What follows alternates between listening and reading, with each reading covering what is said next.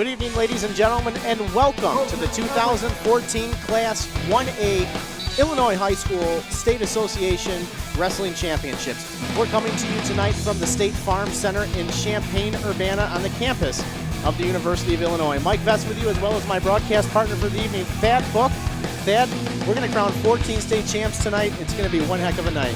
There's all kinds of stories that'll take place tonight. I'm really excited to watch the wrestling that's going to happen. Of course, Josh Albert goes for his 4th straight state championship.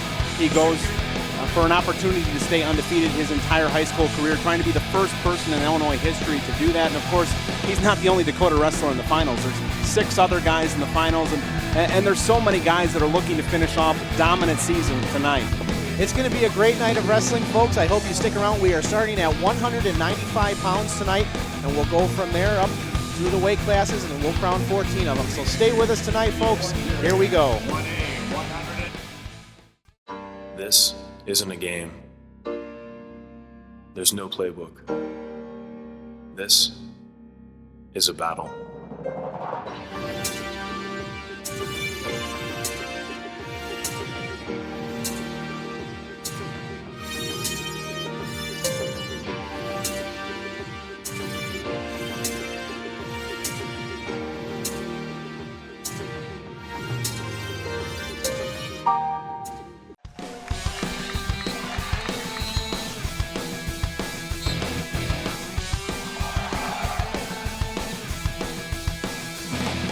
Here we are, the 195-pound weight class match. We have Derek Maisonette of Plano going up against Terry White of Riverdale.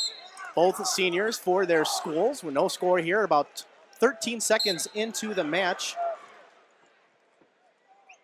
Thanks for joining us this evening here for the 2014 Class 1A IHSA State Wrestling Championships. We're at the State Farm Center, located on the University of Illinois campus in Champaign, Illinois.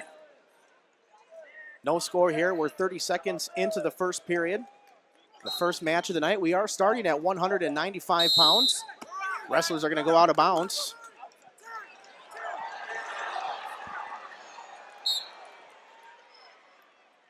Bring it back to the center. Mike Vest with you, as well as Thad Book. Thad, good evening. Good evening, Mike. Good to be here. We get underway with a couple of undefeated wrestlers. Terry White of Riverdale comes in 27-0. Derek Maisonette of Plano comes in 48-0. Maisonette, state champion a year ago at 220 pounds. Wrestling here on the edge of the mat. No score. 50 seconds left to go in the first period. Riverdale in the black singlet with the gold trim. Maisonette of Plano in the black singlet with purple trim. Like their singlets, they have their names on the side of them.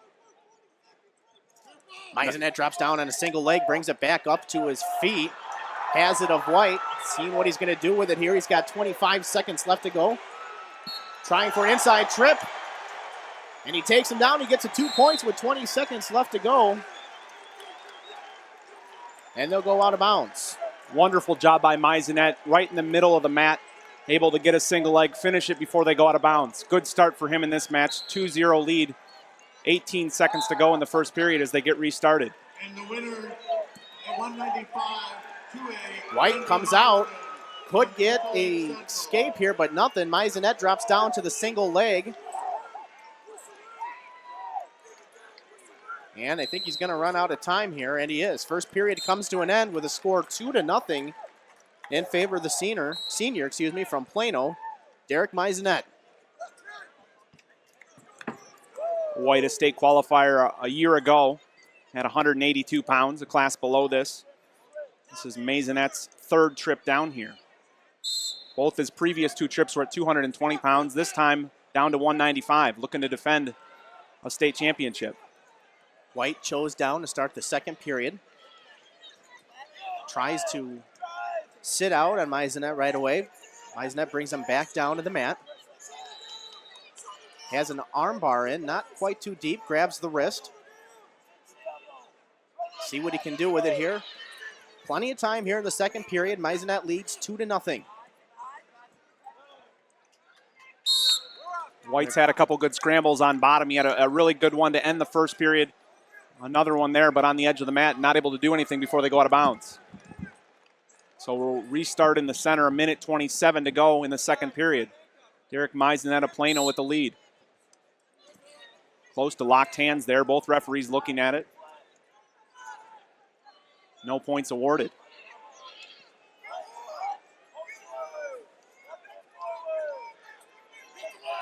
Meisenet trying to put the legs in. So far, no luck. White tries to come to a base. Again, Meisenet breaks him flat, this time towards the center of the mat. Let's see if Meisenet's able to score anything off this. Meisenet looking for a half. White able to fight that off. Meisenet still with wrist control, though. Under a minute to go in the second period. Great job by Meisenet of Plano so far here in the second. Looking for a cradle. White scrambles, and they go out of bounds with 40 seconds. So 1:20 in, and we're exactly where we started this period. 2-0 in favor of Derek Meisenet. Just like every match down here at the state tournaments, 2 referees on it. Our lead referee for this one is Dave Fellinger out of Chicago. Backup referee is Ray Epperson, Yorkville. Again, Meisenet able to break White flat down to the mat. So after scrambling a couple times earlier in the period, Meisenet hasn't allowed White to go anywhere. Under 15 seconds now to go. White again tries to build a base and come to his feet. And again, Meisenet looking for that cradle. Unable to get it, but able to break White flat down to the mat. So Meisenet rides the entire second period out. We'll go to the third period. It'll be Riverdale's choice. I'm sorry, it'll be Plano's choice. So Meisenet will go down.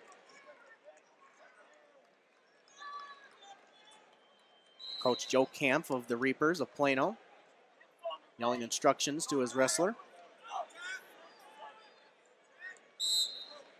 You would imagine White will give it a shot here and see if he's able to get a quick turn for back points. Meisenet going to be tough to do that against. Meisenet stands up. White drops down to a single, but Meisenet comes around and gets a reversal, so he extends his lead 4-0 here early in the last period of this championship bout.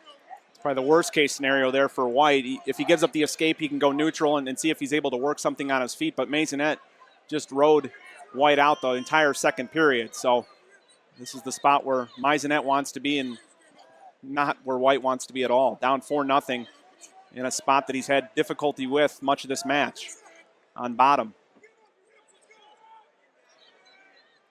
Meisenet ranked first according to IllinoisMatmen.com rankings all season. Came out of the Plano sectional. Terry White's been bouncing up and down the rankings. Comes into the state tournament ranked 5th. Senior out of Riverdale comes out of the Byron sectional. Meisenet working an armbar towards the edge of the mat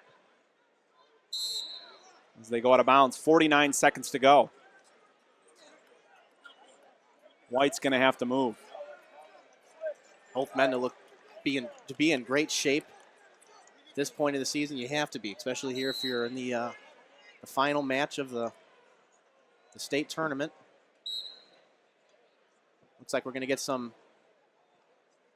We got injury time. Something's going on here.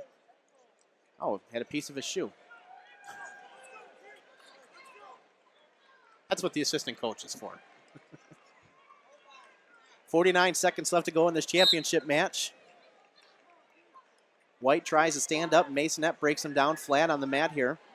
Earlier today, we saw a third place finish at this weight class out of Jeffrey Haley from Quincy, Notre Dame.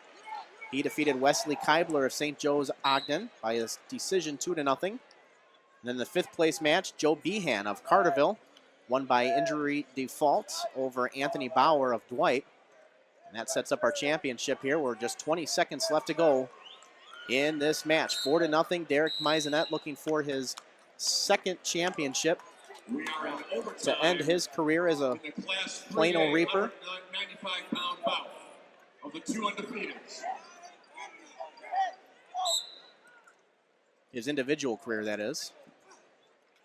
And again, Maisonet has just done an incredible job being able to follow behind White. White just has not been able to do anything this whole match. An impressive performance by Derek Maisonet. And that's going to do it. Your first champion of the evening is our 195-pound weight class from Plano, the senior, Derek Maisonet, with a score of 4-0. So congratulations to these two young men for making it this far this season. Great sportsmanship shown there by Mr. White of Riverdale. Always a class act from that program. Great to see. So a huge congrats goes out to Derek Maisonet of Plano. 95-pound single A state champion, Derek Maisonet. Derek, great match, two-time state champion. You really seem to hit your stride in period 3. Take us through how you approached in the third period. How did you approach that? I figured that if I kept them down the whole second period, I'd be able to do it the whole third.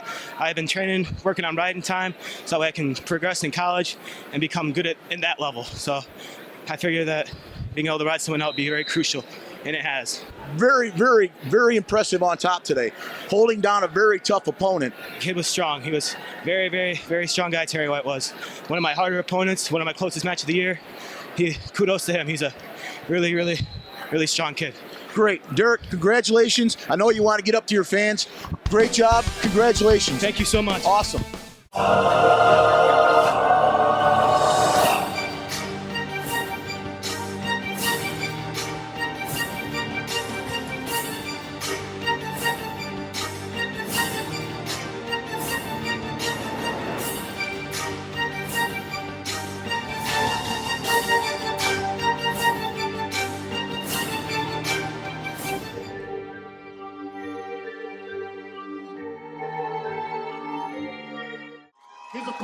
Here we go with the 220-pound state championship match in Class 1A. We're going to have the junior with a 40-2 record from Byron Ross Sealby, wrestling a senior defending champion with a 37-1 record, wrestling out of Lena Winslow, Ty Harmston.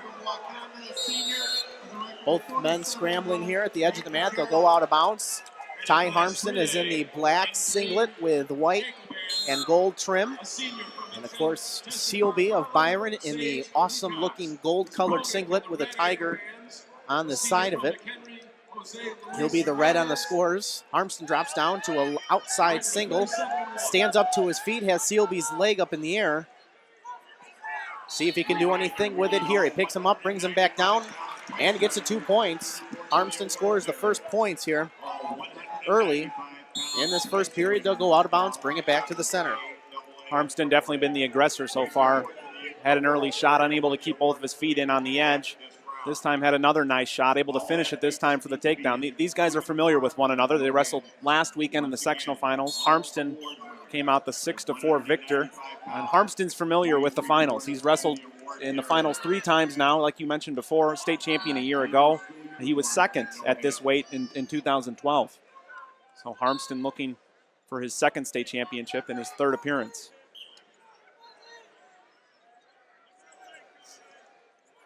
This is Sealby's first trip downstate. His brother, older brother, a couple years older, now playing football at Iowa. University of Iowa, that's correct. Was a state champion at 285 pounds.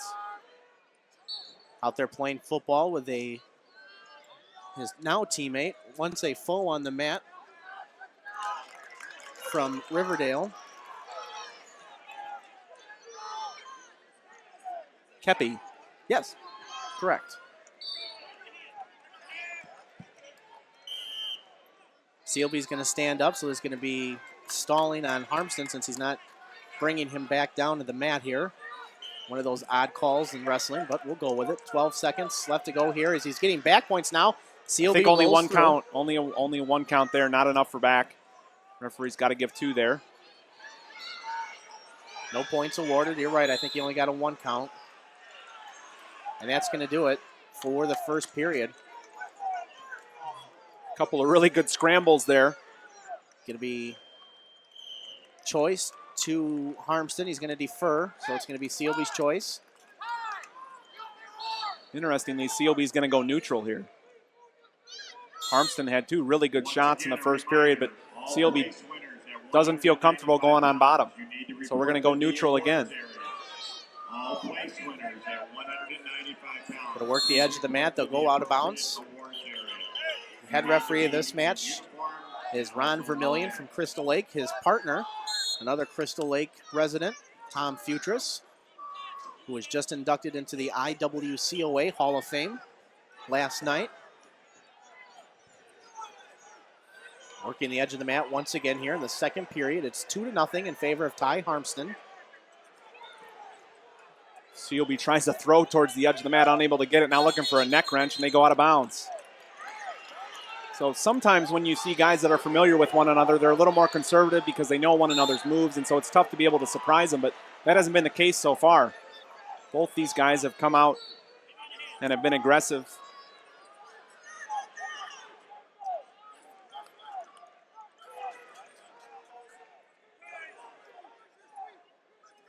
Harmston leads. In on a nice shot. Can he finish it towards the center of the mat? Sealby sprawls. Changes it to a double and comes around and gets the 2 points at the edge of the mat with just a minute left to go here in the second period. Harmston of Lena Winslow leads 4-0 over Sealby of Byron.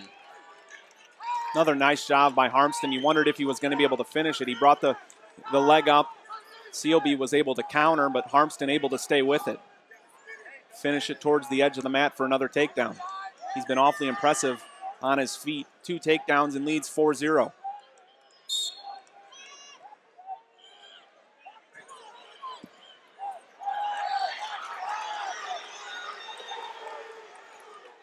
Harmston's in trouble here. He's going to have to roll through, and he's able to. Sealby almost caught Harmston's head. That would have been problems. Harmston able to roll through. He's awfully comfortable with that tilt. That's what Sealby, I think, wanted to avoid. And now Harmston has Sealby broken down flat with 20 seconds to go in the second period. 4-0 is his lead. They go out of bounds with 15. Harmston's been incredibly impressive so far in the state tournament. A couple of tech falls and a pin mixed in there. So he hasn't wrestled even close to a full match at this point. In fact, he hasn't gone into the third period in any of his matches yet. Sealby's had a much tougher road, certainly in the semifinals, winning 2-1 over Terry Martin of Douglas.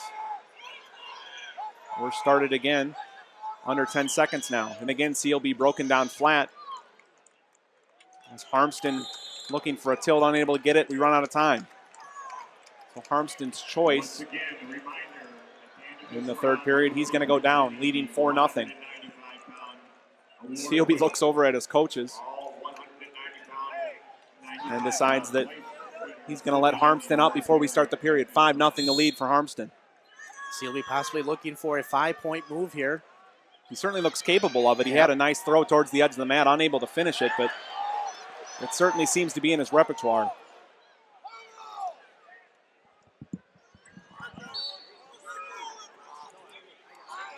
And again, Harmston in on a nice single leg. And again, he's able to finish it. He might get back points. Harmston with Sealby's leg split. See if he's able to do anything off this. 7-0 the lead for Ty Harmston of Lena Winslow. And now he's scoring back points. 2 back points there makes it 9-0. Harmston did a wonderful job continuing to take advantage of the takedown and keeping Sealby's leg split so that he was able to score more. Sealby looking for a roll.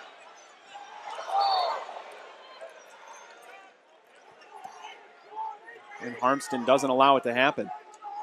Puts the leg in, breaks Sealby down flat, under a minute to go in the third period.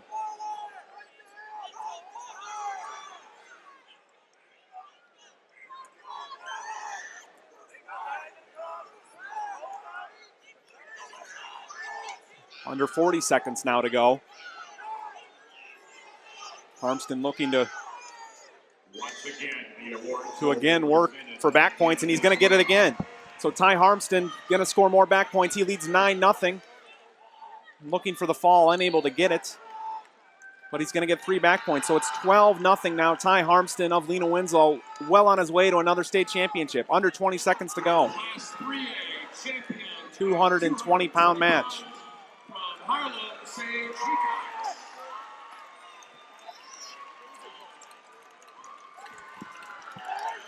Incredible match wrestled by Ty Harmston. He's going to be your champion at 220 pounds, his second title in a row. Ty Harmston of Lena Winslow ends his high school career with another state championship. An impressive performance. Congratulations to that senior from Lena Winslow. They also co-op with Stockton. 220-pound Class A state champ, 2-time state champ, Ty Harmston. Ty, great match. Looks like you wanted to keep the attack on a low level. Yep, for sure.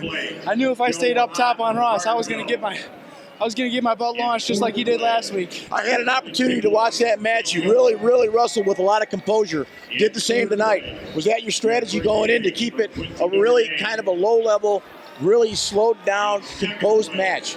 Yeah, I didn't want to try and do anything flashy. You know, I knew if I made any kind of little mistake, he was going to capitalize and he was going to make me pay for it. So I just tried to stay smart and work my moves, and they were there. I tell you, it was impressive. Congratulations, Ty, on your second state championship. I think adversity can hit you in 1,000 different ways. You know, how you handle them, I think, speaks pretty strongly about who you are and how you carry yourself and your character. One of the things that I've learned since I was diagnosed with muscle wasting disease, just how powerful a tool wrestling has been in my ability to handle adversity. I was able to focus on what I still did have in my life rather than what had been taken away.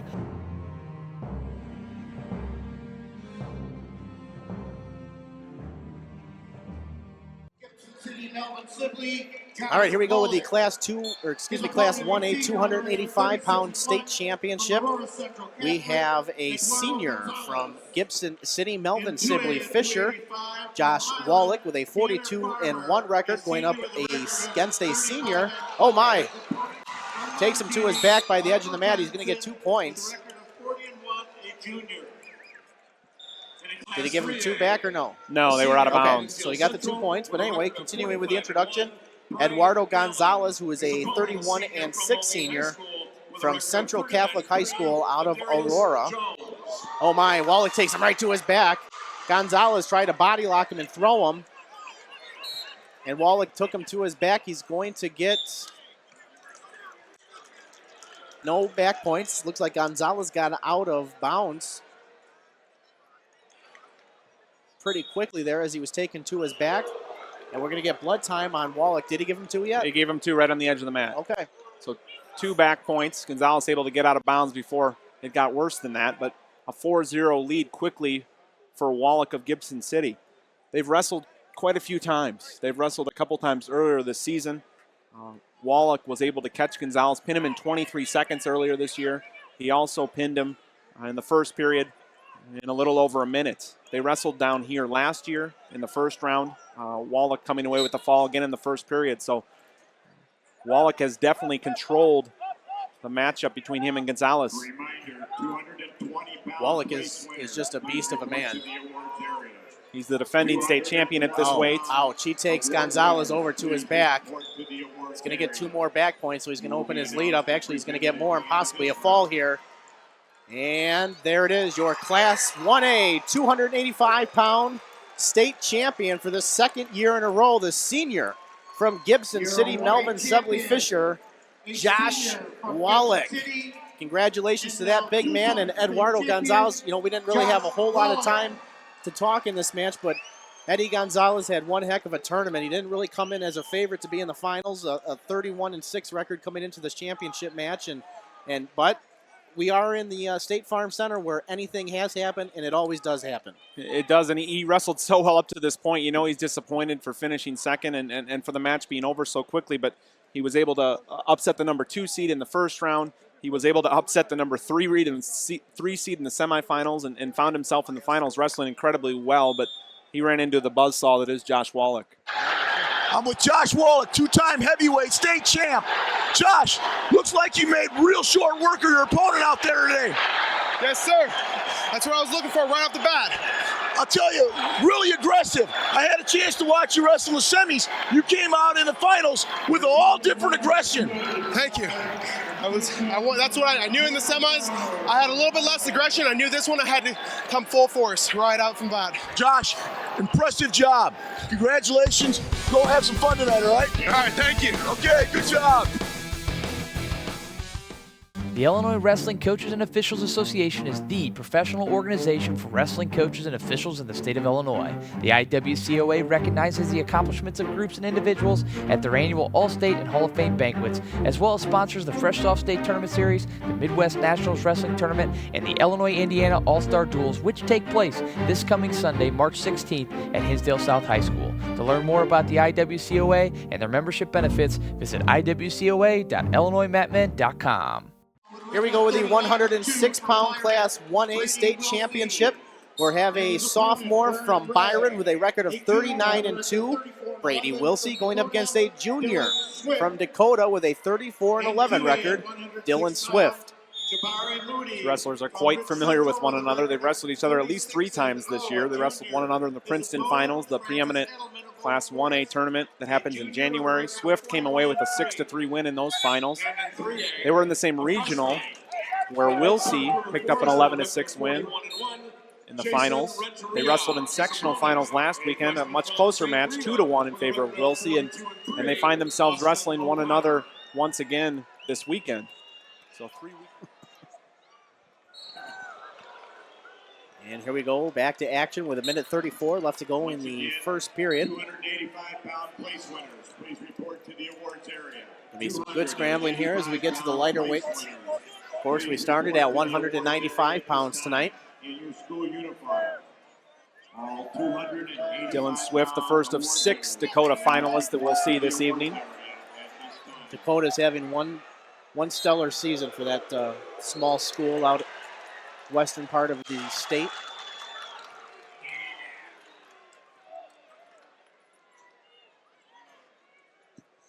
Both men just kind of locking up here in the center of the mat. Like you said earlier, very familiar with each other. As Swift drops down, has a single leg. And they're going to go out of bounds. Nobody in control yet with 52 ticks left in the first period. A nice shot, unable to finish it towards the edge of the mat.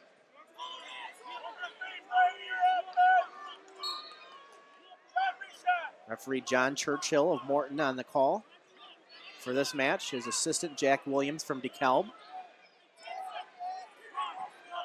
We mentioned it earlier in the broadcast, but you wonder when guys like this are as familiar as these two are with one another. I mean, they know what one another are really good at, what their weaknesses are, and it's a little more difficult. If you've been in the wrestling room with guys after a while, it's kind of a similar thing, and I think it's similar for these guys. They've seen one another. They've been at the same tournaments with one another. They know a lot about one another.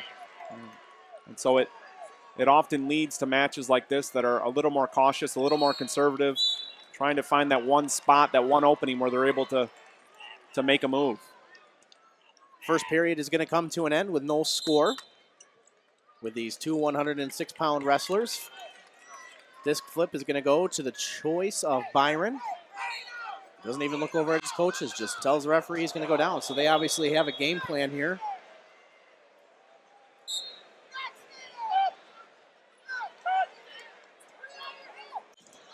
Wilsey stands up, but Swift lifts him back up and brings him back down to the mat.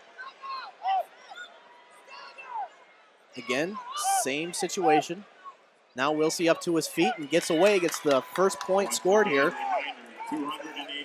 1-0 your score here, just 20 seconds into the second period of this championship match. Swift had a nice idea there right after the escape to go in for a reshot. He wasn't fully committed to it though, and nothing comes of it. Thad, this is one of those weight classes that is always widely discussed as possibly eliminating, just because there's not a lot of kids this size that are in high school, but obviously there is enough to fill out a state bracket. it's just it's one of those weight classes that seems like it's always being talked about, like it's possibly in danger. And back to action here with 1:03 left to go in the second period. It's 1-0 in favor of Brady Wilsey of Byron. It's always a really interesting weight class because it's often wide open. You'll see a lot of freshmen that have come in that not a lot of people have heard of unless you follow IKWF or IHSA. Sure. So it's always interesting to watch down here. They'll go out of bounds with 41 seconds left to go. Like we mentioned before, Wilsey was a state qualifier at this weight a year ago. He didn't place. This is Swift's first trip to the state tournament.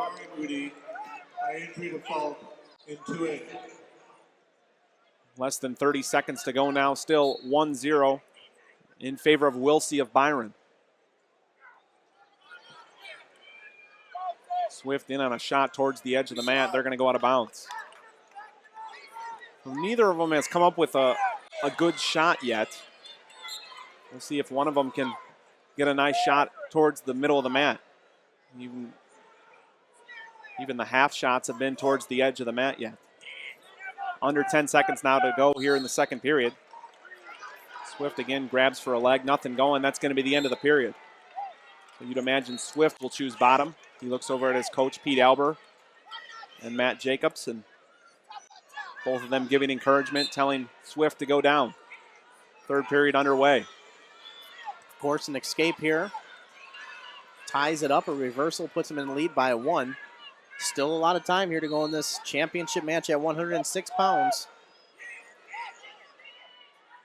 Wilsey so far, just 20 seconds into the third period, doing a good job riding Swift. Wilsey's been tough on top all tournament long. He's got a couple of pins in this tournament, and in his first match, he didn't allow any points. He won 4-0, so Swift's really going to have to move quickly off the whistle if he wants to find a way out.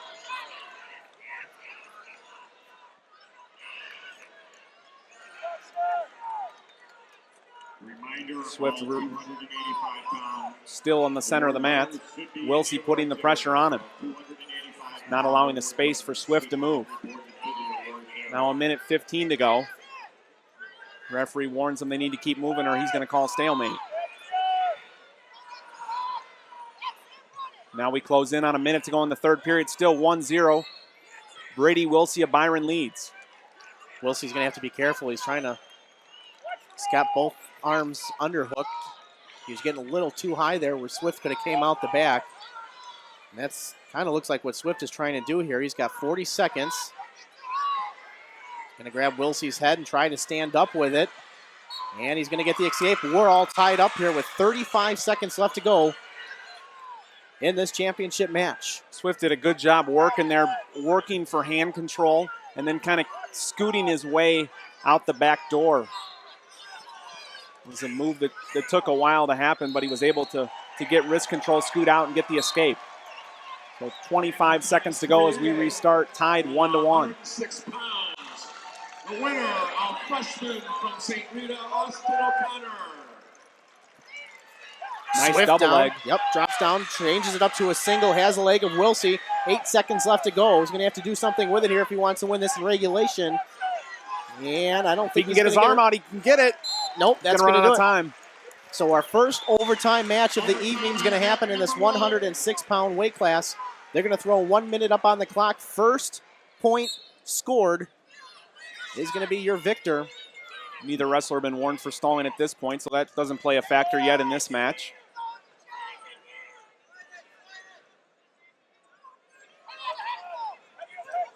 Swift drops down to a leg. Doesn't get it. Wilsey doing a good job defending it. Now vice versa. 35 seconds left to go in the first overtime period. Working the edge of the mat.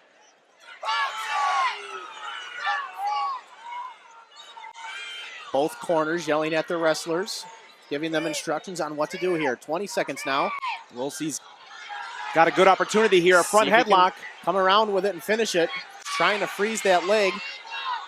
He's in a good position, but Swift comes up with a leg here. 10 seconds left to go on the clock, and they're going to go out of bounds. Great scramble by these young men.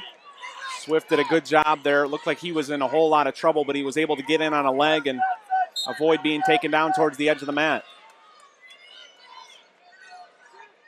5 seconds now, and I believe that's how we're going to end this first overtime period. So now it'll go to a flip of the disc. Wrestler will get to choose top, bottom, or defer. Goes Swift's way, and he's going to choose down to start the first 30 seconds. This is continuous wrestling now. They'll wrestle for the whole 30 seconds unless there's a pin, just like a regular match. Remember, it took a minute and a half for Swift to get out the first time. He's going to need to get out a lot quicker in this overtime. It'll be Wilsey's choice in the next overtime. You would imagine if he rides out, he's definitely going to pick bottom. He's doing a wonderful job here. Swift sits out, but not going anywhere yet. Oh boy, here we go. 5 seconds, we'll see what can happen here. Wilsey doing a good job hanging on to that arm and leg. And that's going to do it. We'll see if the referees are going to get together. Nothing here. I think that's the right call. Time and run out. Absolutely. He was still in control, was Wilsey.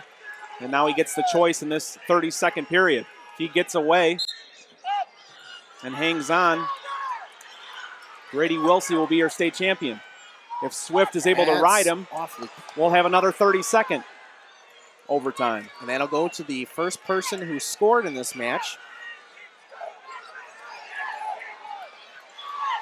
Yeah, Wilsey's going to get one here. He gets the escape. Under 10 seconds now. Swift's going to have to move quick. That's going to end it, folks. Your 106-pound Class 1A champion is going to be the sophomore from Byron. I'm with 106 Class A state champion Brady Wilsey. Brady, awesome match. You grounded out. Was that what you expected? No, I thought I was going to dominate the match a little bit more, but all that matters is that I got it in the end. Wonderful overtime. This is the 4th time you wrestled Swift. Tough matches, every single one of them. What do you think about this one here? You know, I beat him 2 times in a row, regionals and sectionals, and I knew that I had to finish it off here for the win. All right, thanks, Brady. Go give your dad a hug. Thank you.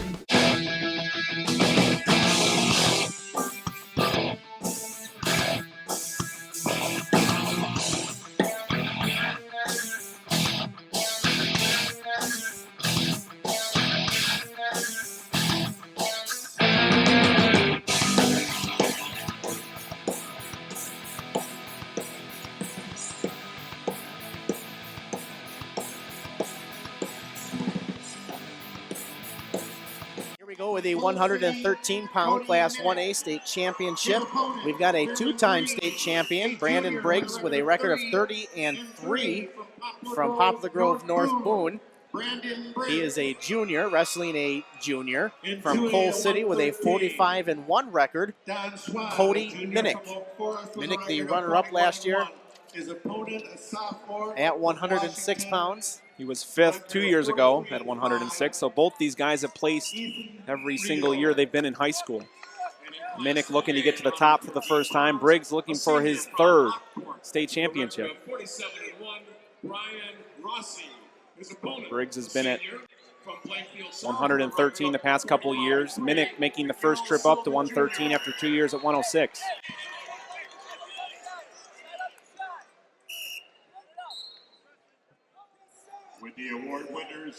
This was one of those championship matches that you and I circled on our bracket sheet as it's probably going to be a good one. Yeah, it should go either way. I mean, either of these guys is capable of winning. If they wrestled 10 times, you'd imagine each of them would win 5 times. Right. They're 2 really quality wrestlers, 2 guys who have been on this scene before, 2 guys that have had wonderful seasons. Briggs, of course, ran into a road bump last weekend in the Byron sectional, placing 2nd. That's why it's just a road bump. Overcame that, found his way back here in the championship match. However, it wasn't easy. His semifinal match last night. He had a big lead in. With Nolan Baker of got thrown Byron. to his back by Baker. Tied it up 8-8, and then Briggs able to get a takedown in the last 10 seconds to win the match. Minnick's had a much more comfortable road to the finals. He won his semifinal 10-4 over Alec Hensey of Dakota.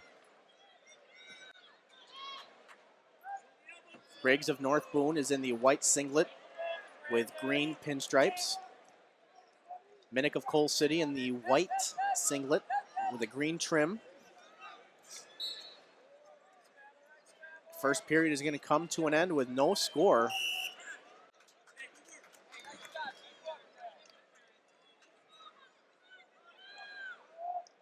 It's going to go to Briggs.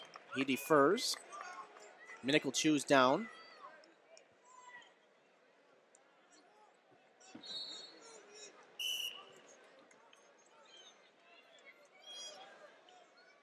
Minnick of the two is the taller one.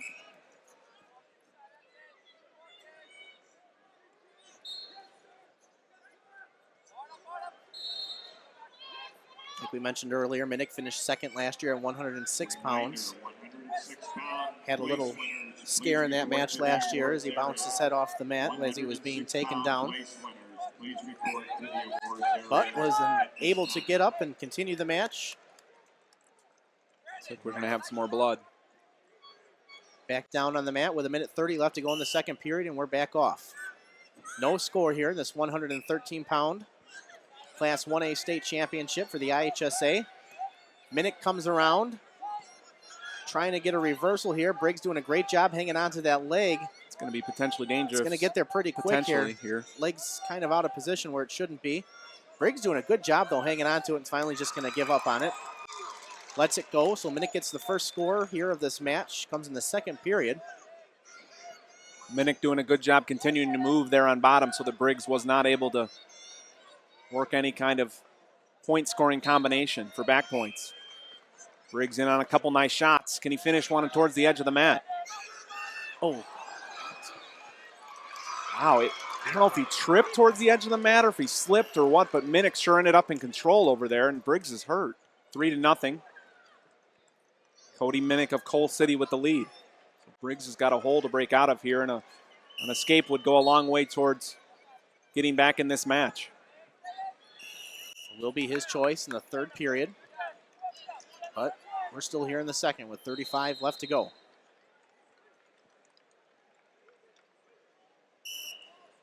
Briggs tries to stand up. Minnick does a good job going to the front to keep his weight forward on Briggs. Briggs grabs the arm here in a position for possibly a Granby, but he comes up to his feet instead. Minnick drops down and grabs the leg. On his feet here now, and Minnick brings him back down with 15 seconds left to go. Now Briggs gets out. 3-1 is your score. Like I said, it will be Briggs' choice here in the third. Minnick grabs the leg of Briggs, tries to bring it back in, but we're going to run out of bounds with 1 second left to go here. It was a big escape for Briggs at the end of the second period. Allows him to get back in the match. He can choose bottom here. Reminder, 106-pound place winners. Cut this lead to 1, or a reversal will tie it. So 106-pound place winners. Briggs right back in this match. And the way he moves on bottom, it's going to be tough for Minnick to hold him down. Briggs gets out. 3-2 now. Minnick ahead by 1.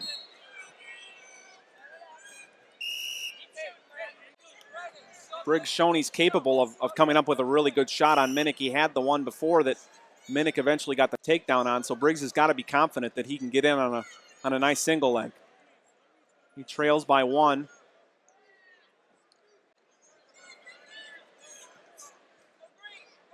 Briggs hitting some setups. Minnick looks over to the referee like, are you going to allow that? At this point, it was just a setup, really.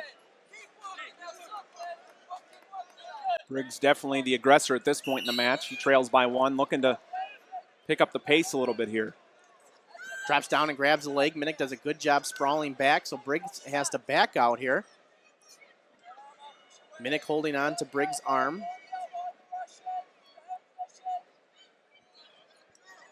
They'll go back out of bounds here.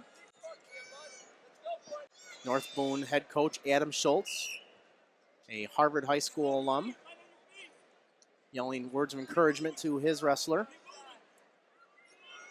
Mark Masters of Coal City has 3 finalists for the Kohlers. They go out of bounds with 51 seconds to go now. Neither wrestler has been warned for stalling. 3-2. Still Cody Minnick in the lead. Briggs looking for that takedown that'll give him the lead. Stalling has been called on Minnick. If it happens again, it'll be a point, which would tie it up at this point. And plenty of time here for Briggs. If he's able to continue to push the pace here, he's probably going to get that second warning. Minnick's going to have to keep moving here. He's going to have to go in on some shots. He's going to have to be on the offensive a little bit here. Go out of bounds. Will bring it back to the center with 25 seconds left to go here. 3-2 is the score in favor of Cody Minnick, the junior from Coal City. 15 seconds.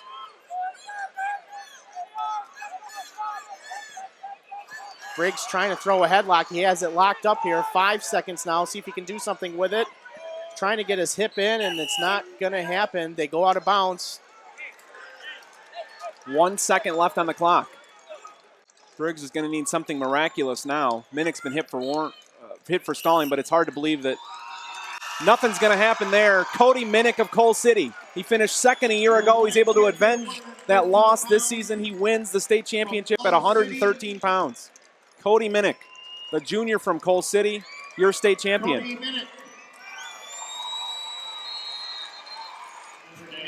I'm with your 113-pound Class A state champion, Cody Minnick. Cody, controlled match. Really wrestled solid. Was that the plan going in? Yeah, that's the plan. All through state series, I've been practicing every day, staying in control, staying dominant, staying really powerful stance, and it worked out well. Briggs is a two-time returning state champ. Was that in your mind at all when you went into the match? It was just more motivation to take him out and get the number one. Cody, I got to tell you, I got a chance to watch you a few times this year. You are an incredibly controlled wrestler. Great match. Awesome job. Go have some fun tonight. Great job. Thank you, sir. Congratulations. There comes a point in your life that determines who you are, whether you will lead or follow, whether you will fight or give in, whether you will win or lose, and what you will count as your victory. Both of these guys are explosive, and it's not over. This is going to be a great match. Here we go, the 120-pound Class 1A state championship. We'll have a junior from Dakota with a 31-8 record, Prentice Walls, wrestling a undefeated wrestler at this point, a senior from Byron, Nelson Baker. Baker comes in with a record of 41-0, and he has just been unbelievably impressive. They've wrestled, Baker and Walls have wrestled at least 3 times this season. Baker has pinned Walls every time. They wrestled in the sectional finals last week, and Baker had a fall in 44 seconds. They wrestled in the regional finals 2 weekends ago. Baker with a fall in 1:59. They wrestled in the Princeton semifinals, and Baker had a fall in 3 minutes and 4 seconds. So Baker definitely has had control of these matches that he's wrestled this year. Baker's pretty much had control of everyone he's wrestled this year. He's been unbelievable this year. If Albert was not in Class A this year, Nelson Baker would be the guy everyone's talking about. This is true. Mentioned Baker's been here before. He's a state champion a couple years ago for the Tigers, 2 years ago. At 113 pounds. He was a state qualifier a year ago. This is Wall's first trip downstate.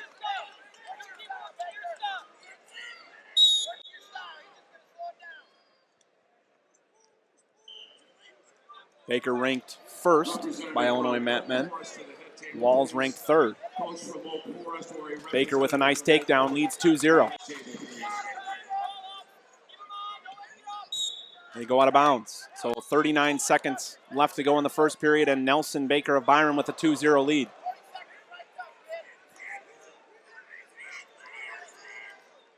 We're going to have a caution. Looks like that's going to be on Baker. 3 of those is a point, so nothing to worry about yet.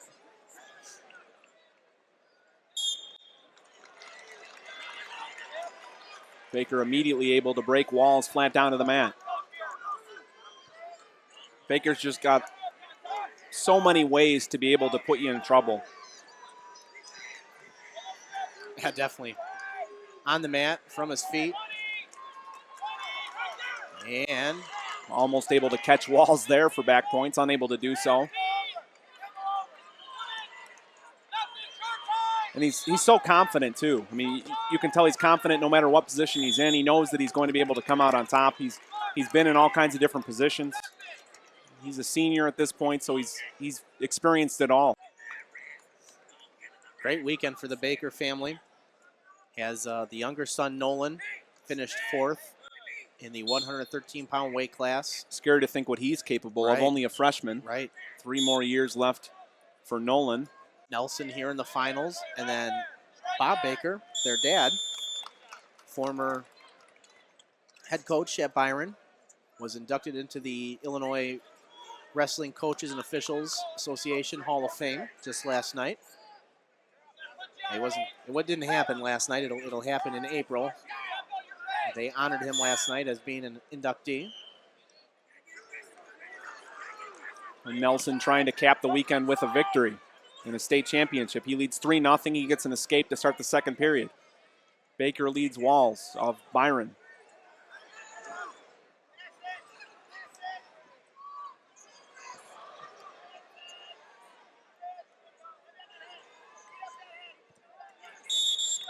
They go out of bounds. 25 seconds into the second period. Nelson Baker Byron, 3-0 lead over Prentice Walls of Dakota.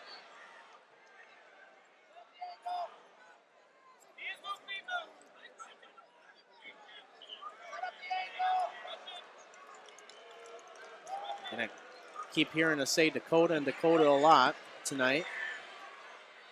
We mentioned before, they've got 6 guys in the finals. Walls, the second of them. Baker looking for a headlock. He's got it. And he's over, looking for a fall here in the second period. And he gets it.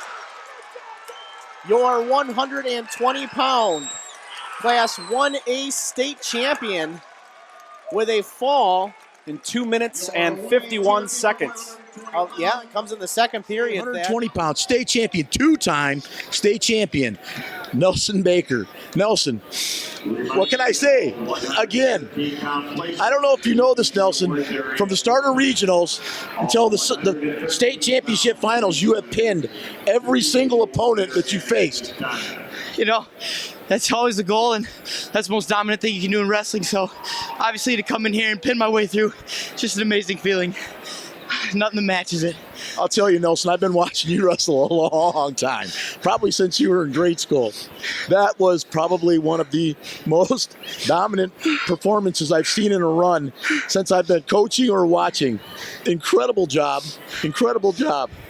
Thank you. Was your goal to come in here and just put it away again? Just put it away. It's always a goal. Stay on the mat at as least time as you can and just get the job done. Come out the winner. A great weekend for the Bakers. Your dad gets inducted into the Hall of Fame. Your younger brother takes 4th, and you walk away with the state title.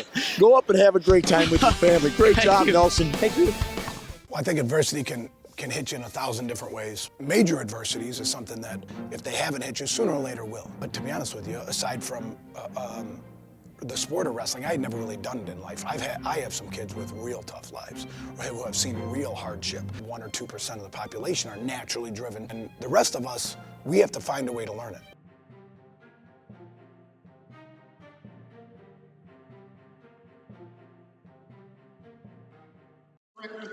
Here we go with the Class 1A 126-pound state championship. We're going to have a junior from Coal City with a record of 33-3, Corey Jerzak, wrestling up against a senior with a 41-3 record, Caleb Mitchell.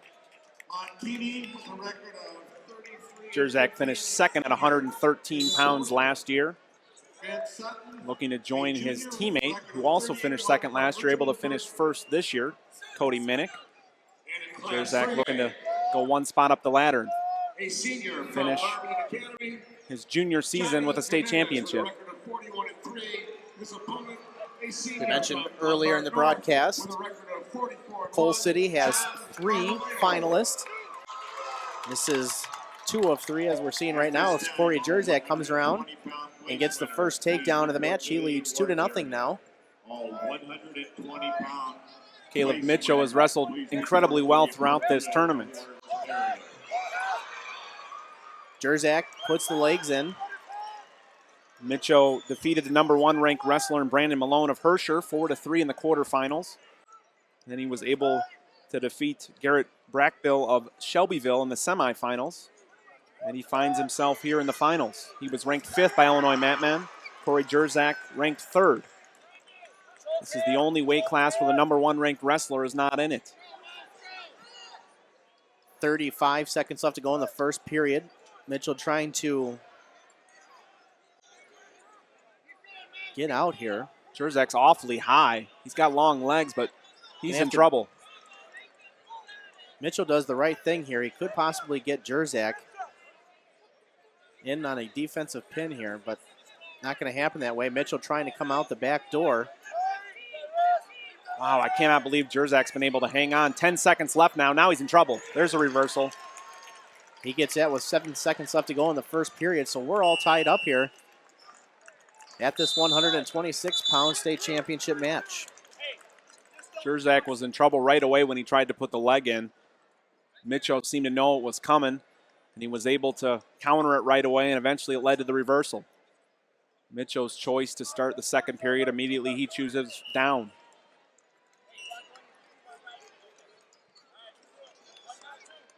Cole City coach talks to Jerzak and asks him whether he wants to ride or go on their feet. Jerzak looks like he wants to work on top, see if he can work some kind of point-scoring move. All tied up with 2s here on the board.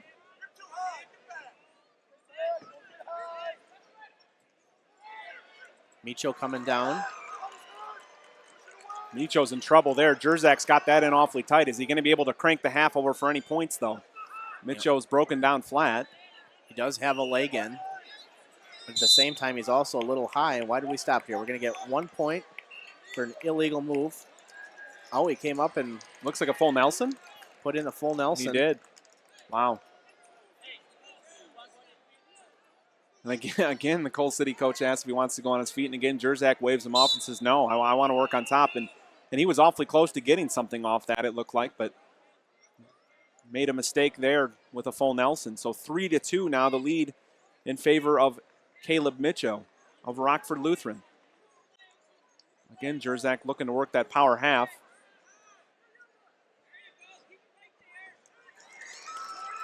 Referee Ray Eichelschulte, a fouler.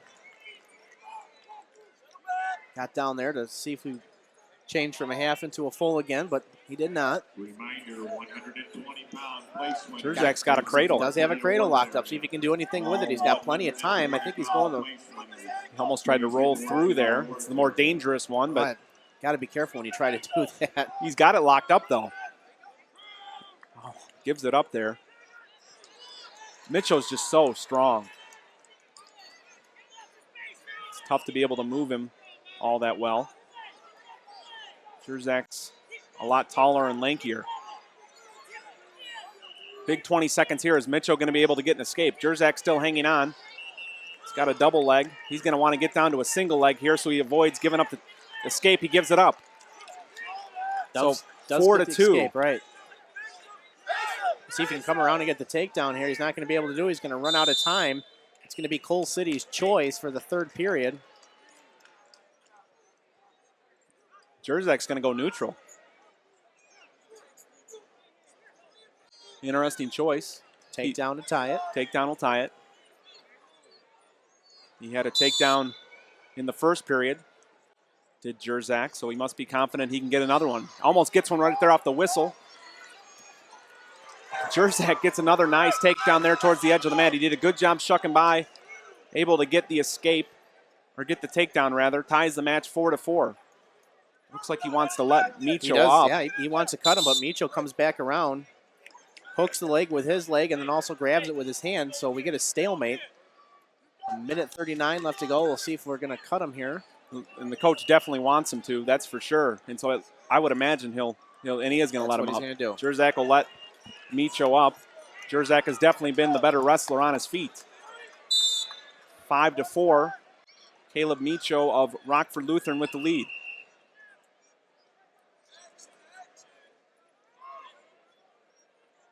Jerzak looking for his third takedown of the match. He has definitely been the aggressor on his feet. He's had a couple good shots, able to finish them, but he finds himself needing one more. 5-4. Caleb Mitchell of Rockford Lutheran with the lead. Another nice shot by Jerzak. Can he finish it? They're towards the edge of the mat. Mitchell tries to counter. He's got plenty of time left. Great job by Jerzak, able to readjust and able to get the takedown. A minute to go, 6-5. Corey Jerzak of Coal City with the lead. Jerzak definitely feels confident on top. It'll be interesting to see what he does with the legs. That's what he likes to do often, but it got him in trouble in the first period.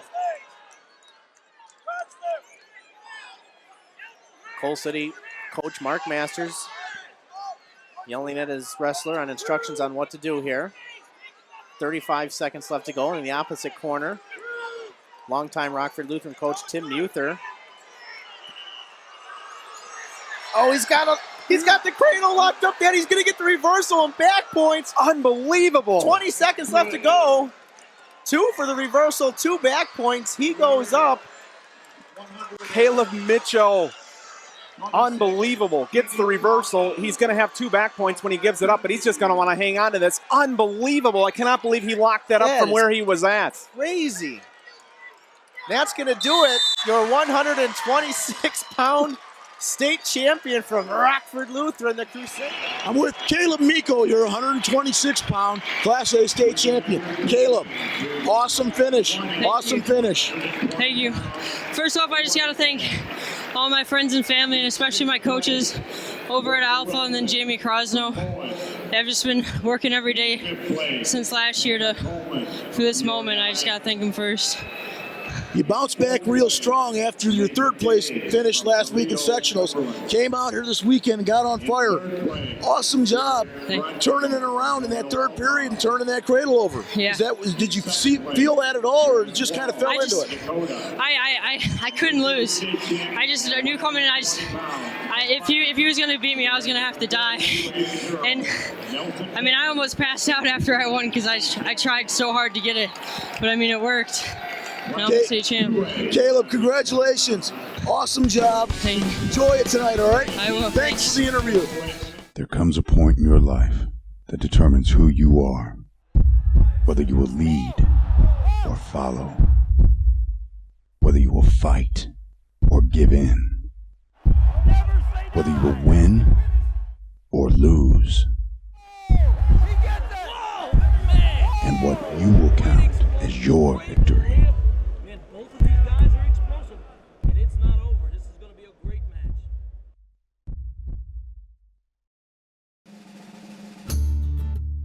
You look at the boards in our wrestling room, you'll see, I don't know, 5, 6 family members of mine up on there, so it's kind of just in the blood. And, I came out, and as soon as I could walk, everybody in the family's wrestling around with me, just playfully, like put me on my back and stuff, and then, you just grow into it, and then, I just grew up watching it, and then, I wanted to be out there. I mean, I've had the goal to be a 4-time state champ since 6th grade. My sophomore year, I actually got a little more nervous downstate. I had the same kid that I had the year before in the finals, and it's probably 5th or 6th time I've wrestled him. And it's hard to wrestle guys over and over and keep beating them. But I got nervous, but I worked for it, and I've trained so hard that even nerves couldn't stop me. It's instinct, and I just went out there and took it. We got scheduled with OPRF, Marist, Marmion. That was the first time I was going to wrestle those guys in dual format. So, I knew it was going to be tough. I knew I was going to be wrestling some of the best guys in the country. But, yeah, I had the same expectations. Go undefeated, don't get taken down, and it worked out. I think, the Chicago area is a big part in it. They get all the credit. Some of the smaller schools like Dakota and everything kind of get, pushed aside, but I think everyone's starting to learn that, we can roll with them too. But I think Illinois it has such a great history. Just you look back, we've had some of the greatest wrestlers in the United States. So I think it's just tradition and just competition. Here we go with the Class 1A 132-pound Class 1A state championship. we are going to see possibly history tonight, Thad Book. We have a undefeated, not only this season, but undefeated in his career in high school. 43-0 right now as it sits from Dakota, Josh Elber. And he is wrestling another senior, 43-3 record from Cole City, Casey Brown. You run out of things to say about Elber as he gets a nice takedown there. He's 178-0. If he wins this match, he'd be the only Illinois wrestler in history to go through his entire career without losing or tying a match. He won state last year at 120 pounds, 2 years ago at 120 pounds. His freshman year, he won it at 106 pounds. He's had an incredible career. He's knocked off everyone. He's ranked 5th in the nation by Intermat. He's 1st in the nation by Win Magazine. I mean, he's had an incredible career, and he's just topped it off this year with some incredible wins. He was the outstanding wrestler in the Dvorak tournament, which is maybe the preeminent tournament in the state of Illinois. Knocked off Cortez from Glenbard North, who's wrestling in the finals over there on mat number 3. He's had an incredible career. He looks to cap it off with one more victory this year. Casey Brown is no slouch himself. No. He gave Elber one of the best matches he probably had last year in the finals. Elber was frustrated afterwards. You could tell that he was disappointed the way that he wrestled, and that's a lot of credit to Brown for the way that he wrestled last year. And so Brown finished 2nd a year ago. He finished 5th at 120 in 2012. So Casey Brown in his senior season will place for the 3rd time, and he's looking to go one step higher, but he's got the bulldozer that is Josh Elber in front of him. So as we sit here now with 32 seconds left to go in the first period, it's 4-1 in favor of Josh Elber over Casey Brown right now. But like I said, it's still the first period. And as we said at the beginning of the broadcast, we are in the State Farm Center where anything can happen. 10 seconds left to go now here in the first period. This is the first, Elber being the first of 4 Dakota wrestlers that'll wrestle in a row here. This is definitely the heart of their lineup. They don't have many weaknesses when you have this many finalists, but right, this is where they're definitely strong. You've first run up against a guy who hasn't lost in high school, and then 3 other finalists come after him. It's going to be Elber's choice to start the second period. He looks over to his coaches, who are his uncle and his father, Pete Elber and Tony Elber. They tell him to go down, so he'll start down to start the second period. He's up on the scoreboard, however. 4-1. As I say that, he comes up with a leg on Casey Brown and takes him back down to the mat, grabs the other ankle of the other leg. Referee Jim Carnahan signals for 2. Gives the reversal, so 6-1. Elber lets him go, 6-2 down. Elber just does not have a weak spot. He's good everywhere on the mat. He's incredibly good on his feet. He's great on top. You can't keep him on bottom for very long, as you saw there. Great shuck down there, able to get behind his Elber, but is he going to be able to stay in bounds? Elber gets the takedown right on the edge of the mat as they go out of bounds. So 8-2 now the lead. Elber has opened it up a little bit, and he wants to go back on his feet. So he gives them the optional escape. So it's 8-3 now, 1:15 left to go in the second period. Like I mentioned, 43-0 right now, 177-0 in his 4 years in high school.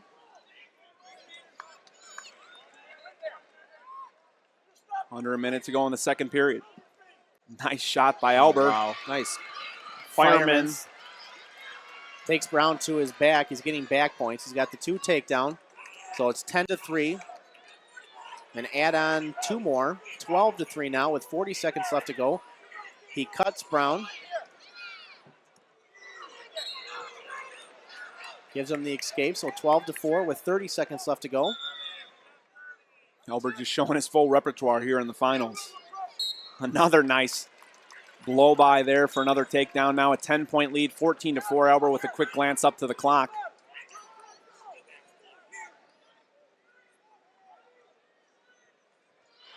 Ten seconds.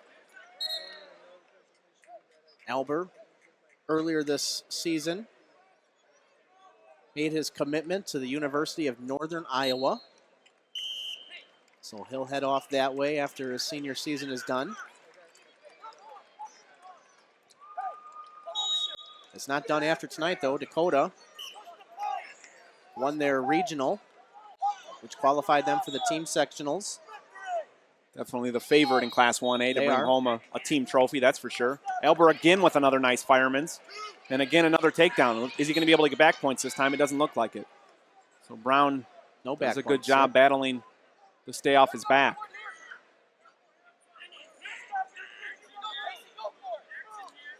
(16-5) now. Josh Elber with the lead. Minute and a half remaining in the third period. Elber again shucks Brown down to the mat.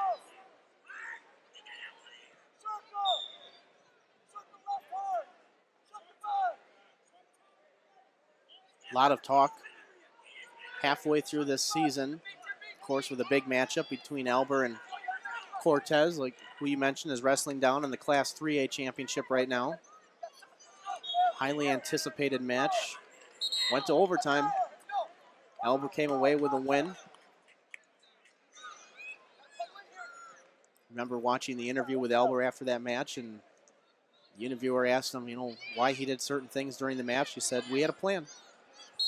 My dad and my uncle and I talked before the match started, and if the match went this way, then we were going to do this. If it went this way, we were going to do that. And obviously, whatever plan they went with, it worked.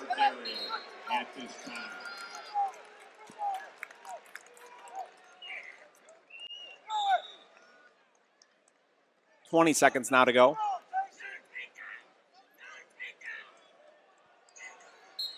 Head coach Pete Elber shouting it. Elber to get one more takedown here. 10 seconds left. Is he going to get it?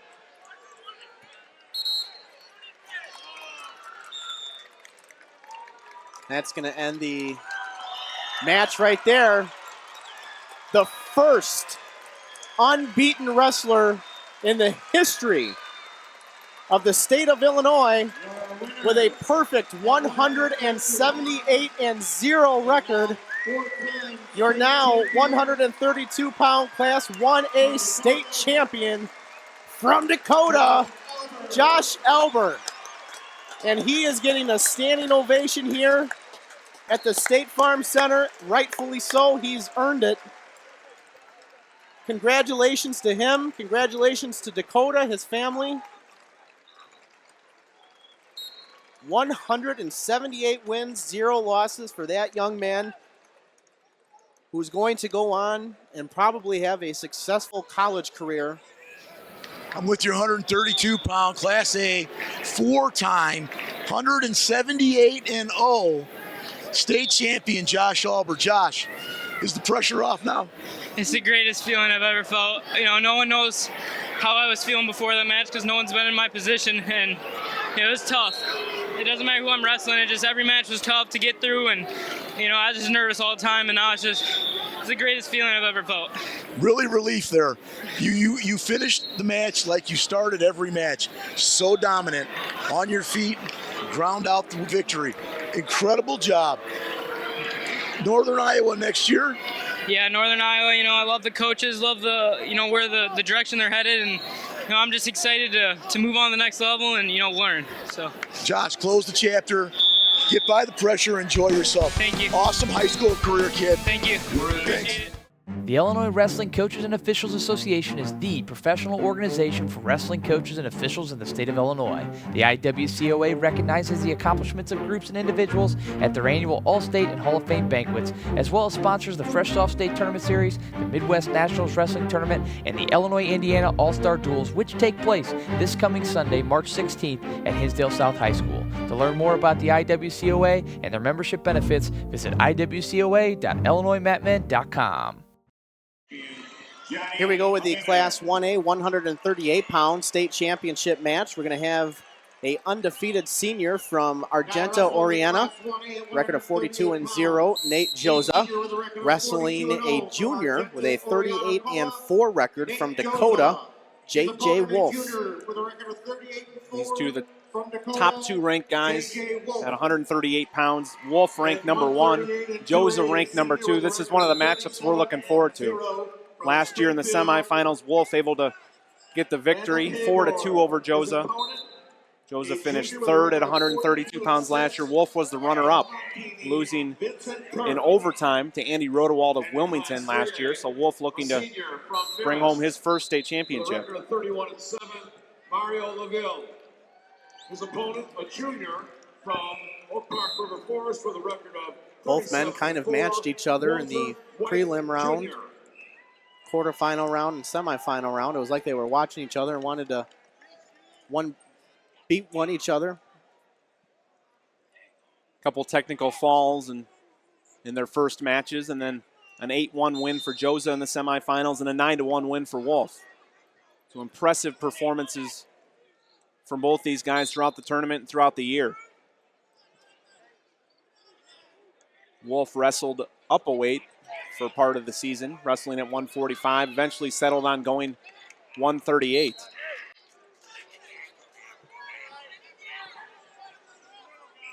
Another one of those matches we had circled on paper at the beginning of the tournament that if it happened, everything played out the way it was supposed to, it would be a match for the ages. Not a great shot there by Joza. Tried to go across the body. That led him into a bit of trouble. Wolf able to counter and almost ended up in on a nice shot himself. All 132-pound place winners should be in the awards area. All 132-pound place winners, please report to the awards area.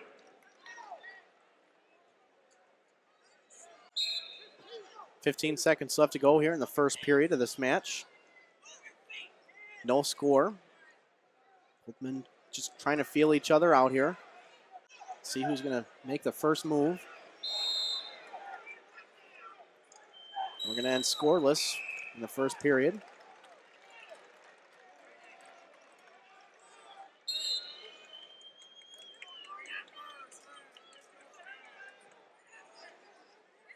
Joza's choice, he defers. Wolf goes down. Wolf rolls through immediately. Joza is able to end up back behind and no points are scored. They go out of bounds. Nice scramble in those 8 seconds, but no points scored.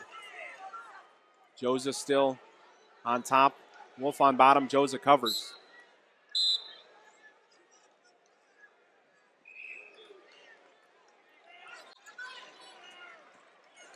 Joza tries to put in the leg, realize that's not happening.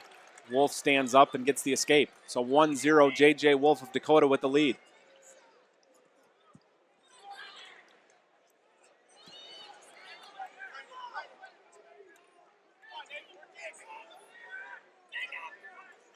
So 1-0 in favor of Wolf of Dakota. All 132-pound place winners, please report Wolf, to the part of awards that area. Dakota team that we've talked about so much tonight already. Please report to the awards area.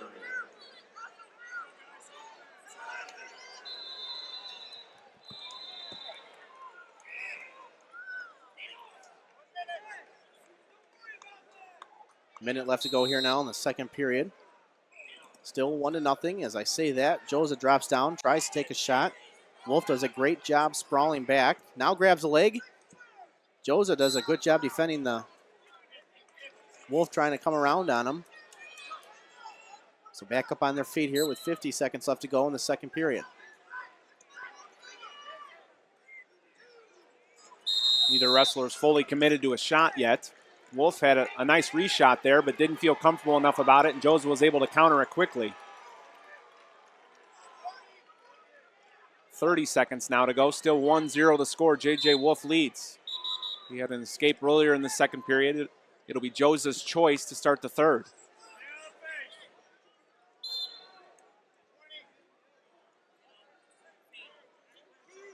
Joza has a bit of an unorthodox stance. He goes down so low.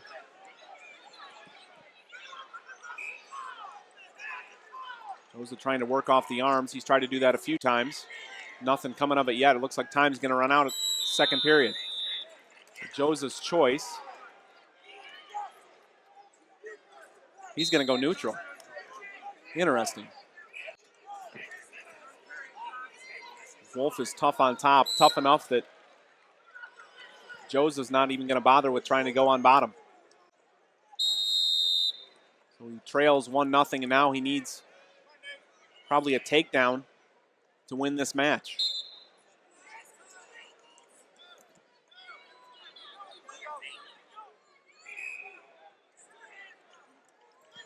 Jose again in on a shot, unable to do anything.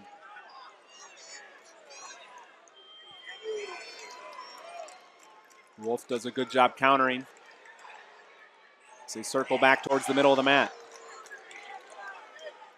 40 seconds into this third period. 1-0 still the score. Jose again trying to work off the head and off the arms. Tries a throw by, not going. Minute left to go now here. Just a little bit over a minute. This championship match. Wolf has a head of Jose, and they'll go out of bounds. All 132-pound 59 seconds to go now. Good scramble there. No point scored. You should be in the awards area at this time. Wolf just so good on his feet. Looks like Jose kind of brings his head down, try to get a front headlock on it. And Wolf just does a great job getting away from it. Wolf's got really good balance. Jose just hasn't been able to get inside on him.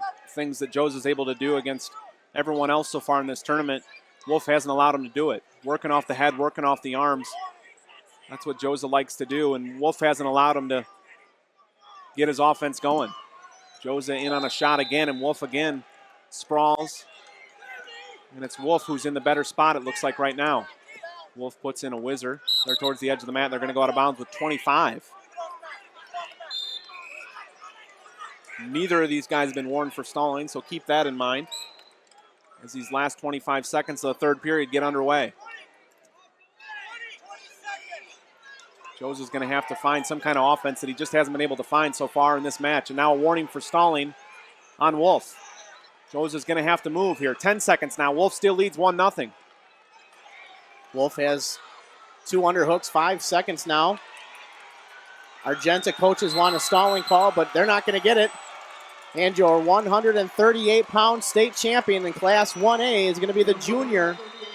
Now with a 39-4 record, J.J. Wolf.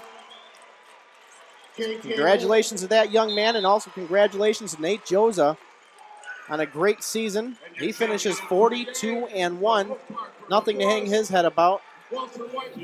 I'm with your 138-pound Class A state champ, J.J. Wolf. J.J., hard-fought match. Were you ready for that? Yeah, I've been preparing all week for him. I knew I was going to have him. I knew it was going to be a tough match. We just kept going head-to-head. Way to slug it out on your feet there at the end. You circled well. You kept the battle going. You didn't back off. Hard-fought win. Thank you. Enjoy yourself. Congratulations, all right? Thanks. Hi, I'm Lee Kemp, 3-time world champion and Olympic wrestling coach. When I was an athlete, I looked for any type of edge I could get, and nutrition was that edge for me as an athlete. And I created the company Forza to help athletes get that nutritional edge. And when I finished competing, I wanted to do something that would allow me to be involved in wrestling and give something back to wrestling. So I created the company Forza. Forza is a nutritional company that allows me to pursue a great passion that I have of nutrition. ForzaByKemp.com. Here we go with the 145-pound Class 1A state championship match. 39-1 senior from Newman Central Catholic High School in Sterling, Jake Snow. He's wrestling a sophomore with a 34-10 record from Dakota, Greg Krulis. They had another Dakota wrestler. Another Dakota wrestler, yes. Third in a row. We're going to have another one. Carver James up next. Jake Snow of Sterling Newman is looking to bring home a state championship. If he does it, it'll be the 11th year in a row Sterling Newman has had a state champ. They've already had a finalist for the 15th straight year. An impressive run by Sterling Newman. Jake Snow, of course, a star football player as well, almost rushed for 2,000 yards on the football field. Now he's looking to bring home his second state championship. He was first at 112 pounds in the old weights when he was a freshman. He was hurt as a sophomore, so he wasn't down here. Last year he finished third at 126, and he's looking to finish his high school career with a state championship, bookending with state championships. He's got a takedown and leads 2-0 in this match. He's ranked #1 in the state by Illinois Mat Men. Greg Krulis from Dakota. It's his first trip down here, and he's ranked 3rd by Illinois Mat Men.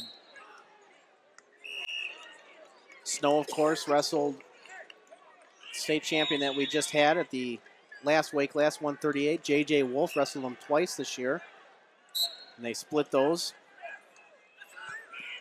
Krulis and Snow wrestled last weekend in the sectional finals. Snow a 12-3 winner. So they're definitely familiar with one another. Snow looking to repeat that.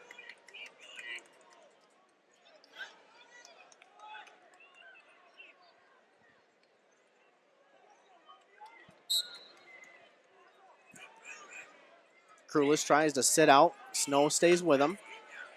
Now puts a leg in. 25 seconds left to go here.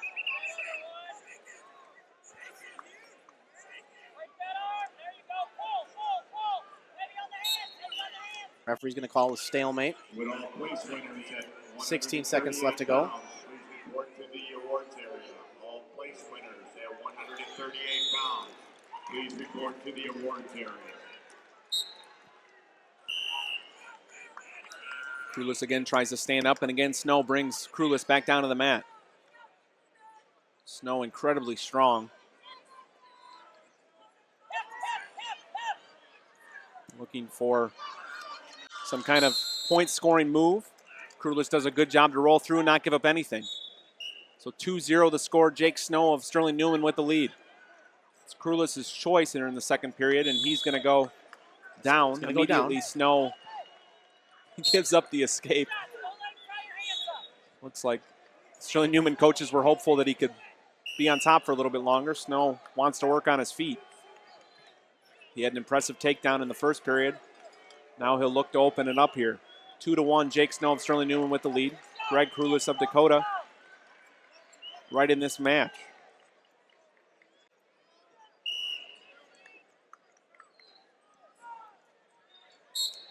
Wrestlers are going to go out of bounds with 1:33.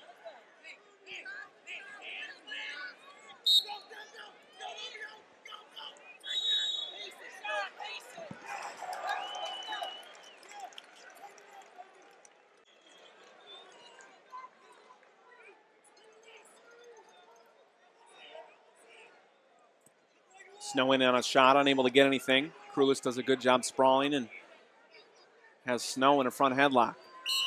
Referee's going to call stalemate and start over. 1:09 remaining here in the second period.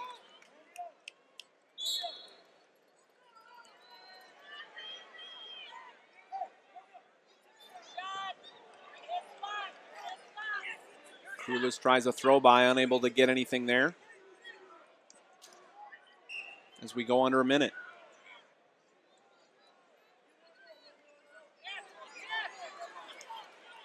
Krulis looks frustrated that he hasn't been able to find some kind of offense here. Krulis is warned for stalling.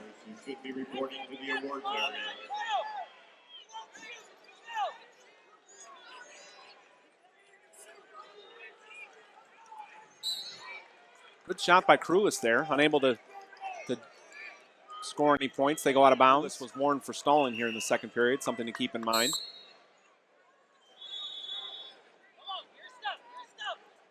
Krulis only a sophomore for the Indians. That's the scary thing about their team. They brought 10 guys down here. Every single one of them placed, and 8 of them will be back next year. It's crazy. I mean, of course, they lose a couple of wonderful wrestlers in Daniel Zimmerman and Josh Elber, but Dakota just seems to reload. And they'll be just as good next year, it seems, as they were this year, which is even hard to imagine.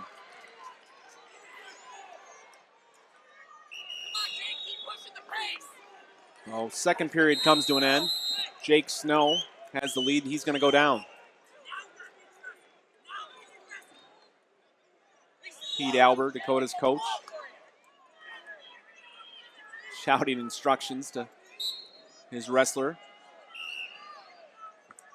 We're underway. Snow comes to his feet. Does a nice switch. Is he going to be able to get the reversal on the mat? Snow looking for the cradle. They go out of bounds, but he's at least going to get an escape here. Yeah. He gets the escape. When he had a cradle locked up, you almost have to give him something there. Right. The control is certainly lost. So 3-1 now. Jake Snow of Sterling Newman with the lead.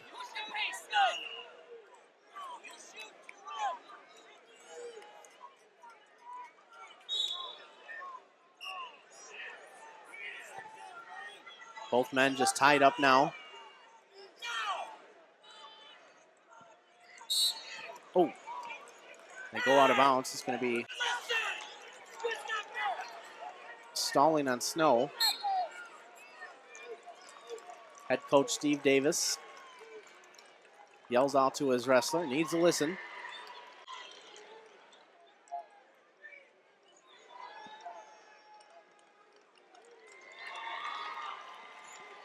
Krulis again tries that throw by.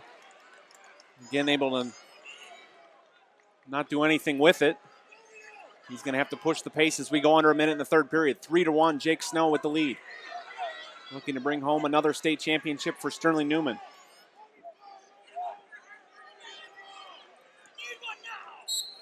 We're going to have a stalemate, and we're going to start over with 47 seconds.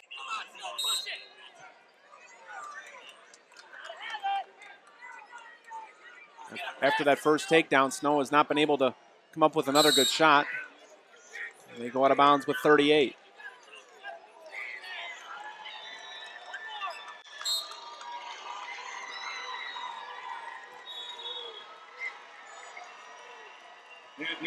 Snow in on a double leg. Is he going to be able to finish it? Krulis does a good job countering.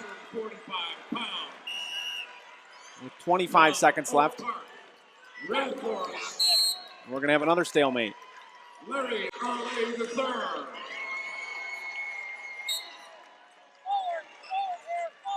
Under 20 now.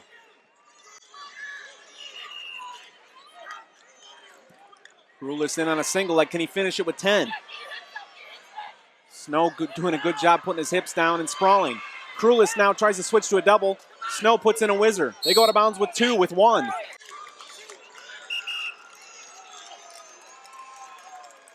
Newman fans come to their feet, and that's going to do it. Jake Snow of Sterling Newman. He won a state championship as a freshman. He does it here again as a senior. A 2-time state champion. Jake Snow of Sterling Newman. And once again, Sterling Newman as a state champion for the 11th straight year. Yeah, what a crazy record they have. But Jake Snow, 145-pound Class A state champ. Jake, how's it feel to finish where you started in your freshman year?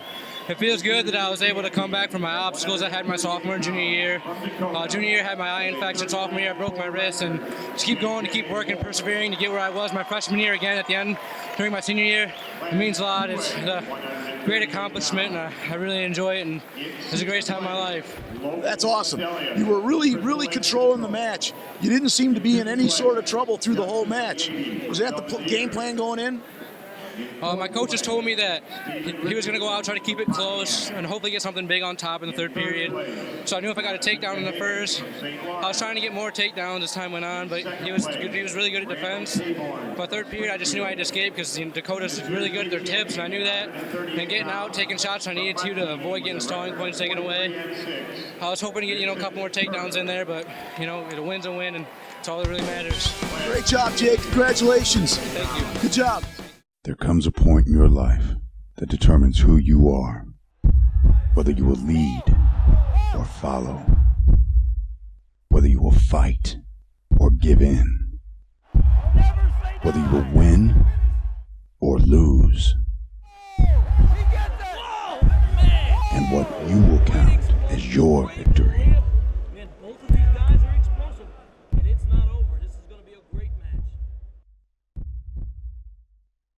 here we go with the 152-pound Class 1A state championship match. We've got a junior from guess which school? Dakota. 40-1 record. Carver James wrestling a senior, a 33-3 record from Durand, Jacob Lennox. Carver James, the defending state champion, he's bumped up 2 weight classes, was at 138 pounds a year ago.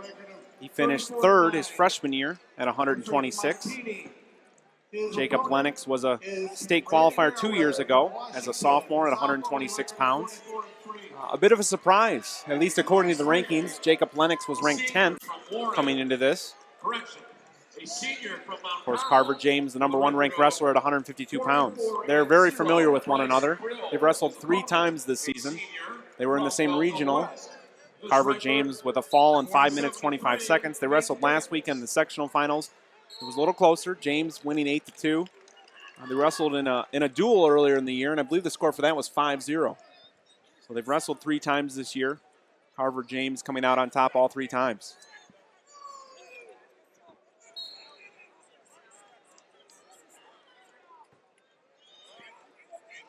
No score as of yet here. 40 seconds left to go in the first period.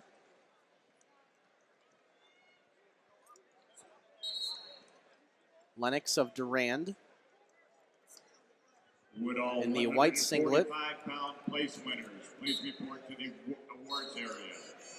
You almost got to wonder if these two have seen each other more so than what you just mentioned, being from that part of the state. Durand and Dakota are just very similar over the span of their wrestling career, not just this year or last year, you know, back in IKWF days or junior high and whatnot. Nice takedown right at the end of the first period here by Carver James. That was definitely, he's going to go down.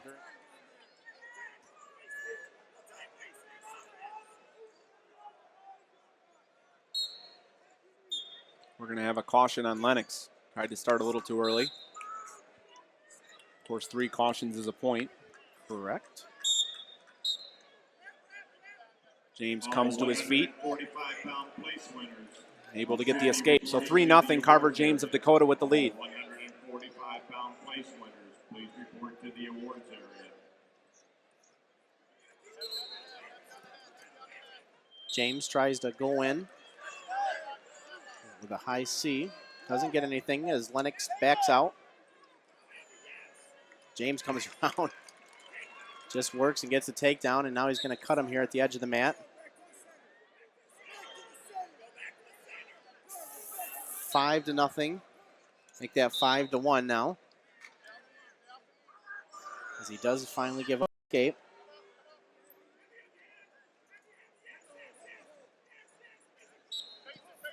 James comes around and gets another takedown. 7-1. He's just awfully good at controlling the head. You've seen that on the last 2 takedowns that he's had. He's been able to control the head, and if you control the head, the rest of the body's going to go with it. James now opens up a 5-point lead. And he's looking for more. By the edge of the mat here, he has the leg of Lennox. Now comes around, tries to put a half in, but they go out of bounds. So we'll be back on their feet. 7-2 with 38 seconds left to go. Pete Albert had to take a break, I think. Gave up his chair to his son, Vince Albert. That's the second caution on Lennox.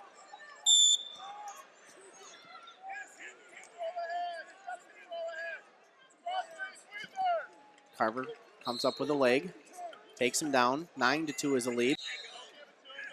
One of the things that's certainly true for Dakota, we've talked about how dominant they've been, and they have these 4 weight classes in a row where they have finalists.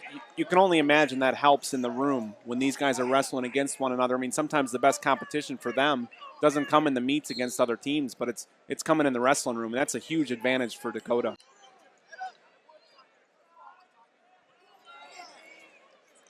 Second period is going to come to an end. Carver James leads 9-2.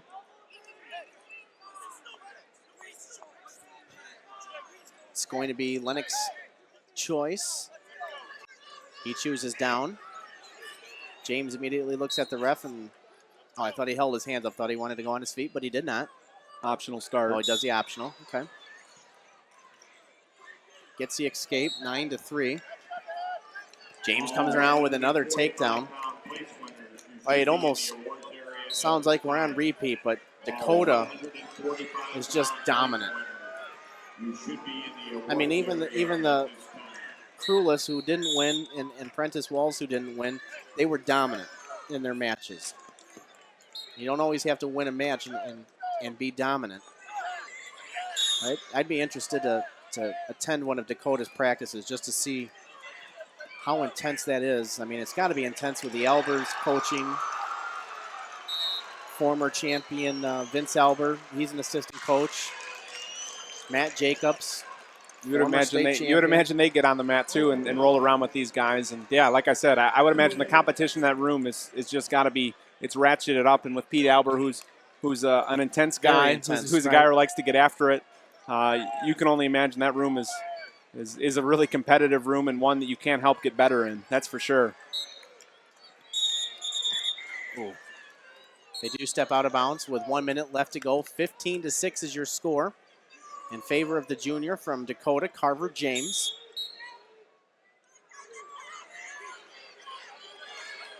Final minute now.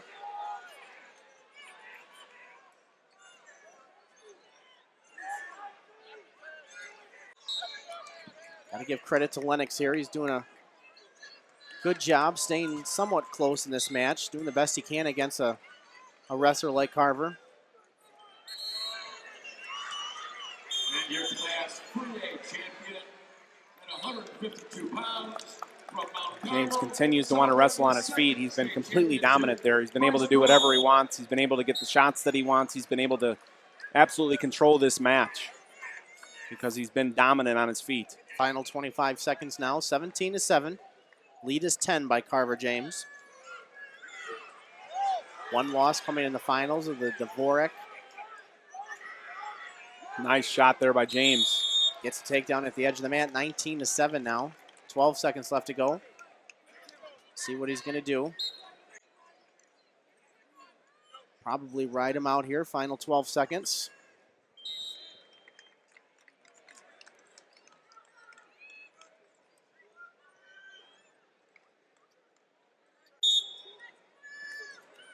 Ten seconds now left to go, 19-7.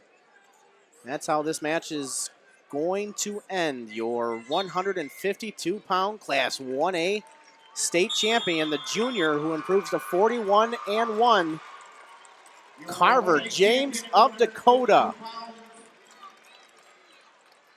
Now a two-time state champion. He bumped up a couple of weight classes this year, and he still just as dominant as he was last year. An impressive performance by Carver James. 52-pound champion, Carver James from Dakota. Carver, dominant performance. Is that how you anticipated taking the match, just going out and absolutely dominating him on your feet? Yeah, my goal coming to the tournament was not give up a single point unless I cut him to try to score more points, and I accomplished my goal, so pretty satisfied. This is the third week in a row that you had the same guy in the finals, and I think every week I've watched it's gotten worse.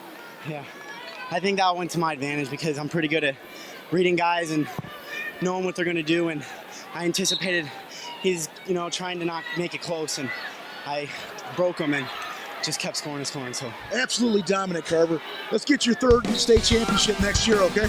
Hey, follow me on Twitter at the car.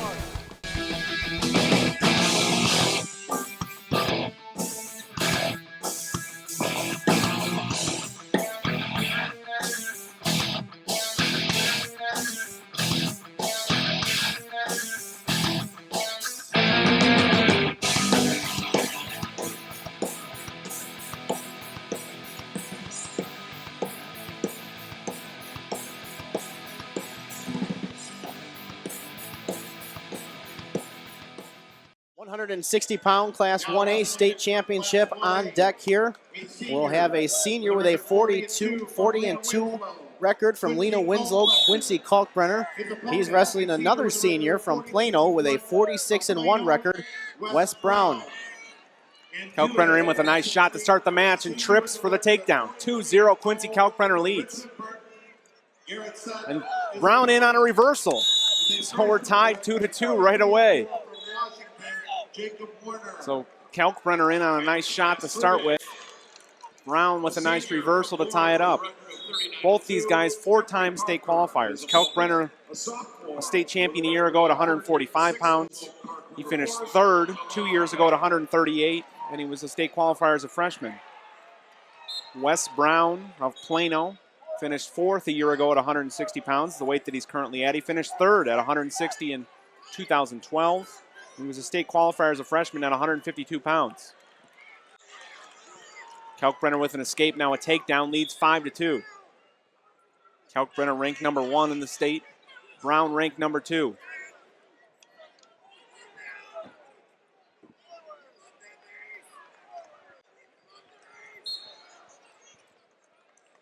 5-2 is the score right now in favor of Quincy Kalkbrenner.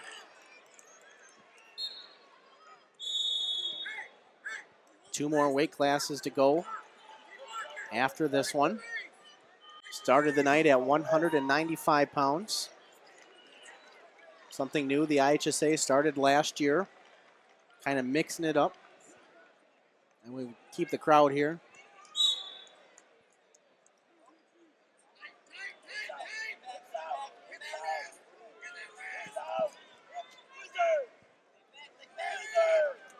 Kalkbrenner trying to bring Brown back down to the mat.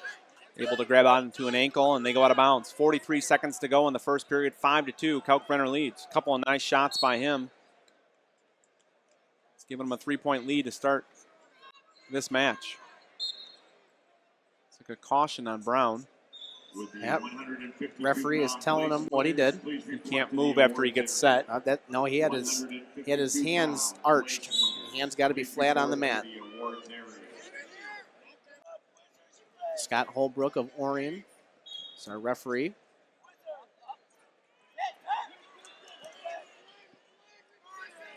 Brown again looks like he's about to get an escape or maybe even a reversal, but Kalkbrenner does a good job following behind. And Kalkbrenner puts in on a half, and he's able to turn Brown over for back points. Wow. We've got at least 2 here.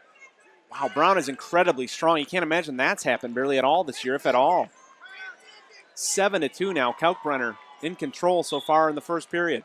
About 5 seconds to go. We've seen throughout this tournament, anytime if you've watched Quincy Kalkbrenner wrestle, he likes to push the pace. He's really good on his feet. He's got a bunch of moves on top.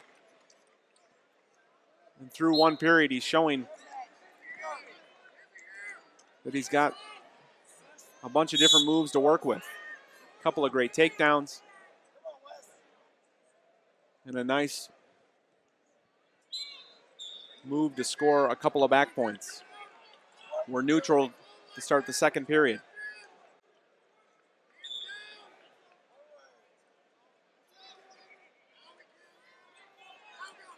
Brown's going to have to be the one that pushes the issue here.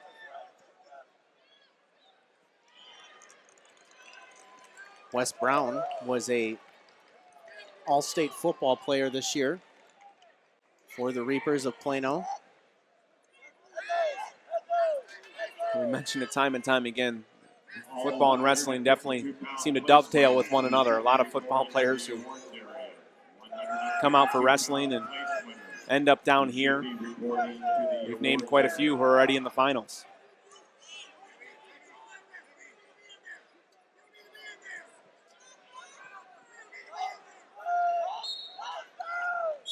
Brown trying to work something with the upper body, unable to do anything as they go out of bounds with 55 seconds to go in the second period. 7-2, Quincy Kalkbrenner. He had a great start to this match. Still in control.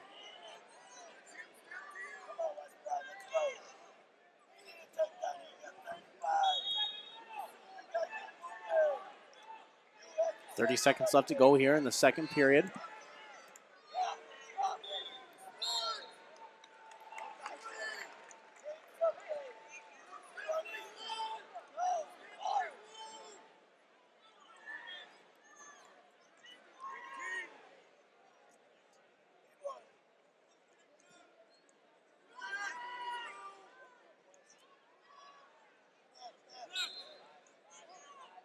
Under 5 now. Kalkbrenner in on a shot. Can he finish it quickly? Time is out. No takedown given. That was awfully close. Kalkbrenner almost had another takedown. It's his choice. He's going to go on bottom. Brown's going to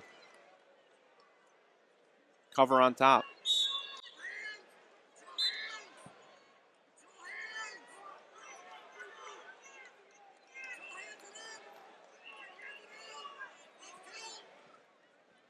Lena Winslow coach Kevin Milner telling his wrestler to control the hands. Brown looking to work some kind of move that's going to get him back in this match, looking for back points.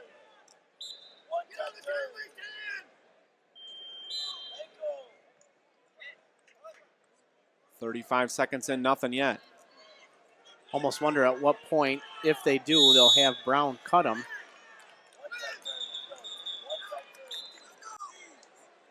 And they might not. Assistant coach for Plano telling Brown we need one turn here.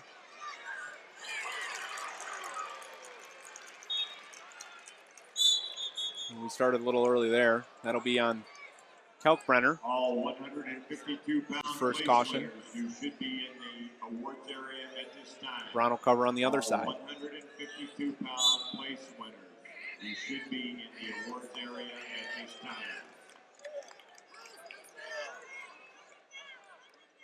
Kalkbrenner sits out. Brown follows with a minute to go in the third period. All the points in this match were scored in the first period. Kalkbrenner comes to his feet. Brown again fouls after on the ankle. Brown breaks Kalkbrenner flat, but he's just not been able to do anything that's come close to scoring him any back points. He's going to have to move. And a warning for stalling on Kalkbrenner with 35 seconds to go.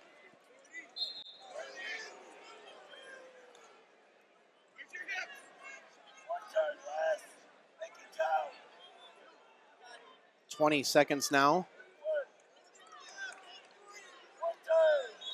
Another stalling call against Brown, against Kalkbrenner. Gives a point to Brown.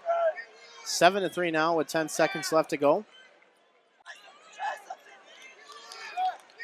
And that's how this match is going to end.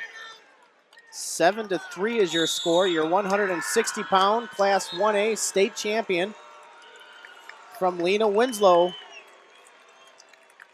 Quincy Kalkbrenner, who improves his record 41-2. From Lena Winslow, and now a two-time champion. And with your 160-pound Class A state champion, Quincy Kalkbrenner. Quincy, workman-like performance. Was that your plan going in to slug it out with him? I wasn't going down, you know. Even if I was down, I was going 100% the entire time. I was not going to go down with no energy left. The turn in the first period was the key, it seemed to be. You got ahead of him, and he had to fight back, and you just kind of slugged it out with him. Yeah, you know, I was a little risky, you know, he was strong. Yeah, I got the turn.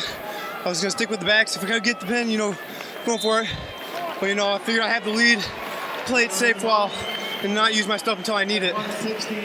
Great job. Two-time state champ. Yes, sir. Great job. Congratulations. Thank you. This isn't a game. There's no playbook. This is a battle.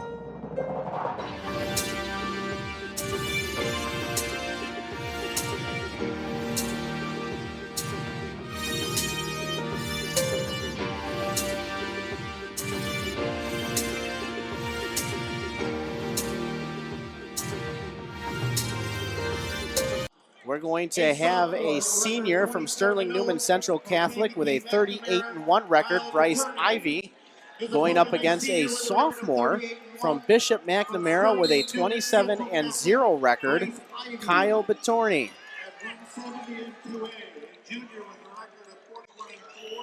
Batorni was third as a freshman at 152 pounds. He's ranked number 1 by Illinois Mat Men. He's wrestling the number 2 ranked wrestler, Ivy, who was a state qualifier a year ago at 152. It's not often you see sophomores up at 170 pounds that are able to be as good as Batorni has been this year and even last year. An impressive wrestler for Bishop McNamara. Devontae Mahomes.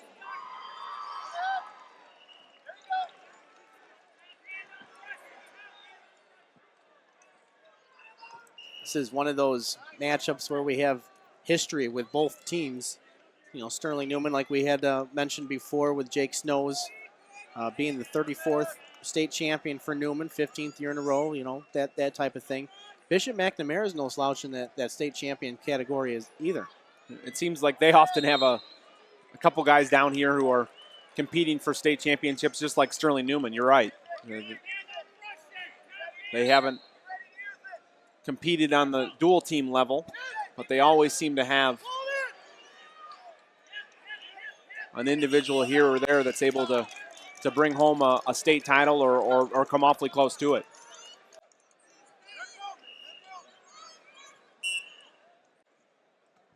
.30 seconds left to go in the first period. Scoreless here. Bitorni of Bishop McNamara in the green singlet. Ivy of Sterling Newman in the traditional Newman Catholic singlet, navy blue and silver. At one time, they had a championship singlet that resembled the New York Yankees. The white with the blue pinstripes. It was kind of neat looking and, you know, resembled the New York Yankees franchise as a whole, you know, with Newman. Bishop Mack had one too that was a lot different than the one that Bitorni's wearing out there. I would imagine that the wrestlers probably get a choice of what one they want to wear. I'm sure at that point, yeah. Ivy's choice to start the second. He goes on bottom.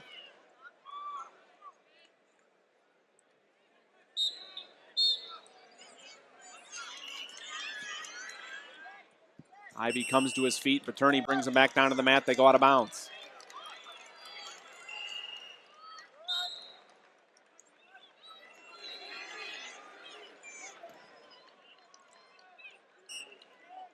Neither wrestler has had an unbelievably close match as Bitorni almost gets back points. Bitorni won his semifinal match 6-2, Ivy 7-2. Those were their closest matches in the tournament.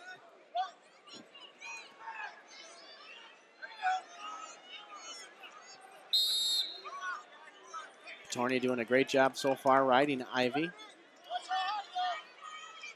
Bitorni looking for a cradle. He's got it locked. He does have it locked. See if he can do anything with it. Ivy trying to hip into him. Ends up coming around and gets a reversal. They go out of bounds. Nice job by Ivy there, breaking the hands and getting around on Bitorni.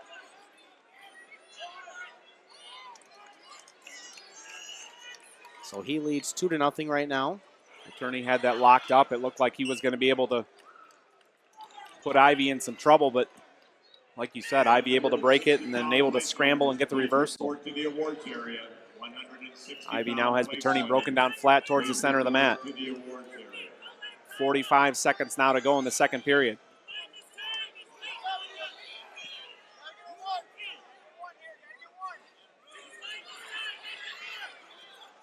Bishop Mack coaches, trying to encourage Bitorni to get an escape here. It's an important 30 seconds in this match. It'll be Bitorni's choice in the third period.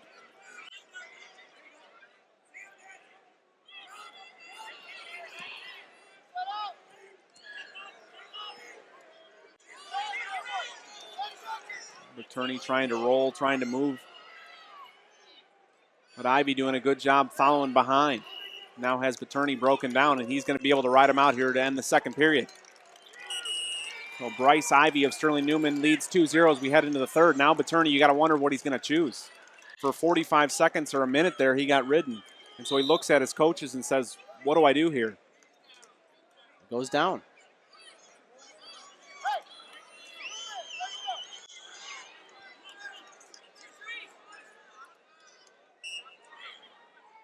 Bitorni tries a switch right off the whistle.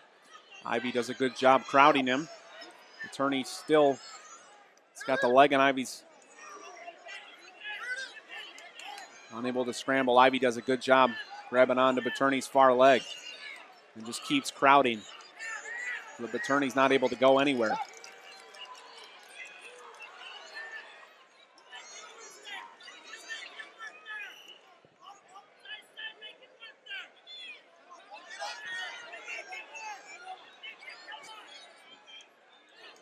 Ivy's still doing a good job staying behind Bitorni.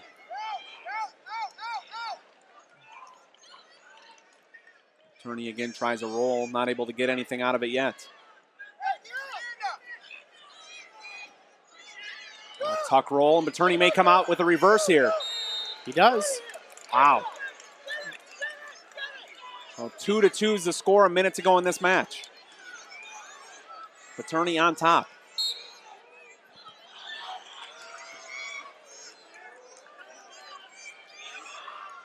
And looking for the tilt. Turney gets 1 count, gets 2. There it is. Kyle Turney of Bishop Mack has at least a 2 count. Looked like he was going to be in trouble, but thankfully he had wrist control. And Turney able to get the back points. So he's going to have a 4-2 lead, 30 seconds to go. Looking for more back points. And Ivy looking to roll through, almost pulled it off. They had a headlock. 2 back points, 15 seconds to go. Ivy's going to have to move quick. He tries to roll through, but Turney catches him, and I think gets 2 more. He does. 2 more back points. So 6-2, trailing coming into the 3rd period. Kyle Turney of Bishop Mack, your state champion at 170 pounds, Class 1A. 6-2 your final. He trailed 2-0 coming into the 3rd period. Gets a reversal, then scores back points 2 separate times. 6-2 the final. He's a sophomore, so he'll definitely be back the next couple of years. We have your 170-pound state champion, Kyle Turney, sophomore from Kankakee McNamara. Great match. Were you waiting him out there in that 3rd period? You kind of made it exciting. No, not really. He was just good at holding down. Finally waited for an opportunity and took it. Got some back points. That helped seal the victory. Nice tilts. Is that what your go-to is? No. Just I knew he was tired, and most tired dudes can't stop that. Congratulations, Kyle. Good match. Thank you. There comes a point in your life that determines who you are, whether you will lead or follow, whether you will fight or give in, whether you will win or lose, and what you will count as your victory. Both of these guys are explosive, and it's not over. This is going to be a great match. We go with the 182-pound Class 1A state championship, our last bout of the evening. We're going to have a senior with a record of 40 wins, 0 losses from Monticello, Brendan Menachur. He's going to be wrestling a senior from Winnebago with a record of 35-1, Sean Ward. Menacker, a year ago, a state qualifier at this weight. Ward, a state qualifier at 170 pounds last year. Menacker ranked 1st by Illinois Men. Ward ranked 2nd. So another matchup against the 1 and 2 ranked guys in the weight class. We've had quite a few of those tonight. It's very fitting we end on one of those. With a record of 43-4, Christian Brunner. His opponent, a senior from Deerfield, with a record of 46-1, Colton Emmerich. Both men just tying up here on the edge of the mat. 50 seconds into the 1st period. They'll step out of bounds. Ray Epperson, our official here from Yorkville.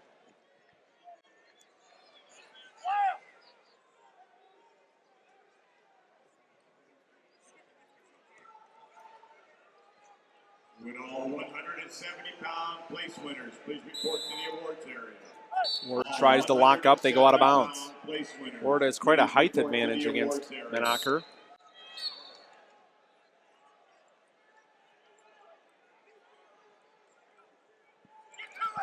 Nice shot by Menacker. Can he finish it? He locks up around Ward. Ward Nice just job. really strong, able to fight it off. And we're neutral like we were before.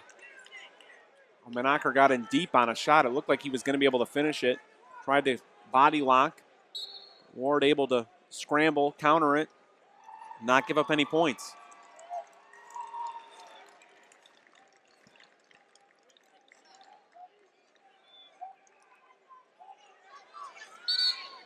Under 10 now to go in the first period. No score. We started at 195 this evening, so this is our last match of the night. First period comes to an end. No score. Menacher of Monticello, Ward of Winnebago.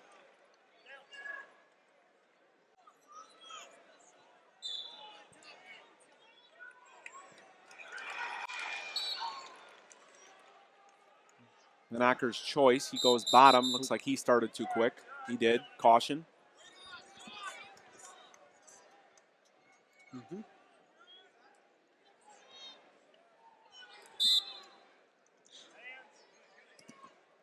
Menacher comes to his feet. Ward brings him back down to the mat. Menacher tries a tuck roll. Ends up with a single leg of Ward. Looking for an escape, and he's going to get it. So they go out of bounds. 20 seconds in, Brendan Menacher leads 1-0 over Sean Ward of Winnebago.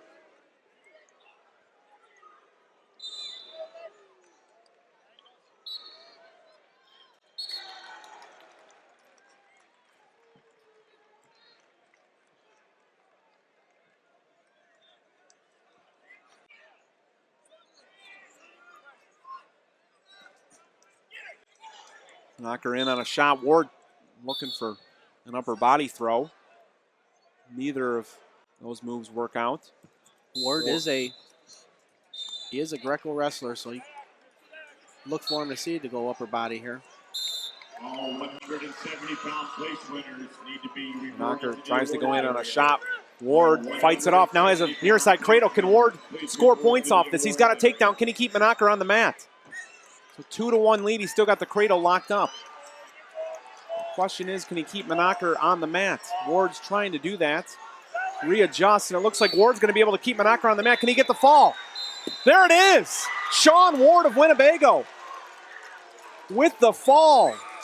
2 minutes and 17 seconds into the match. Sean Ward of Winnebago locks up the cradle, able to adjust accordingly so that he's able to keep Menacher's shoulders on the mat, and he gets the fall.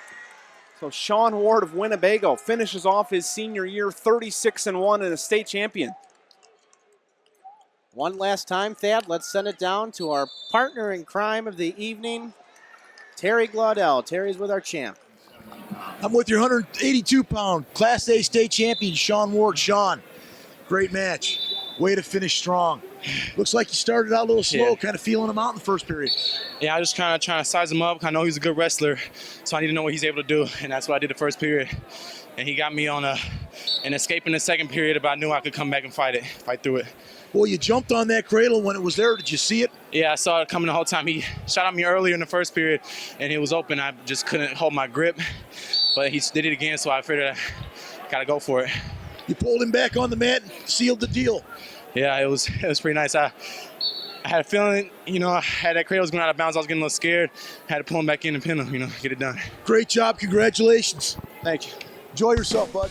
The Illinois Wrestling Coaches and Officials Association is the professional organization for wrestling coaches and officials in the state of Illinois. The IWCOA recognizes the accomplishments of groups and individuals at their annual All-State and Hall of Fame banquets, as well as sponsors the Fresh Off State Tournament Series, the Midwest Nationals Wrestling Tournament, and the Illinois-Indiana All-Star Duels, which take place this coming Sunday, March 16th at Hinsdale South High School. To learn more about the IWCOA and their membership benefits, visit iwcoa.illinoismatmen.com.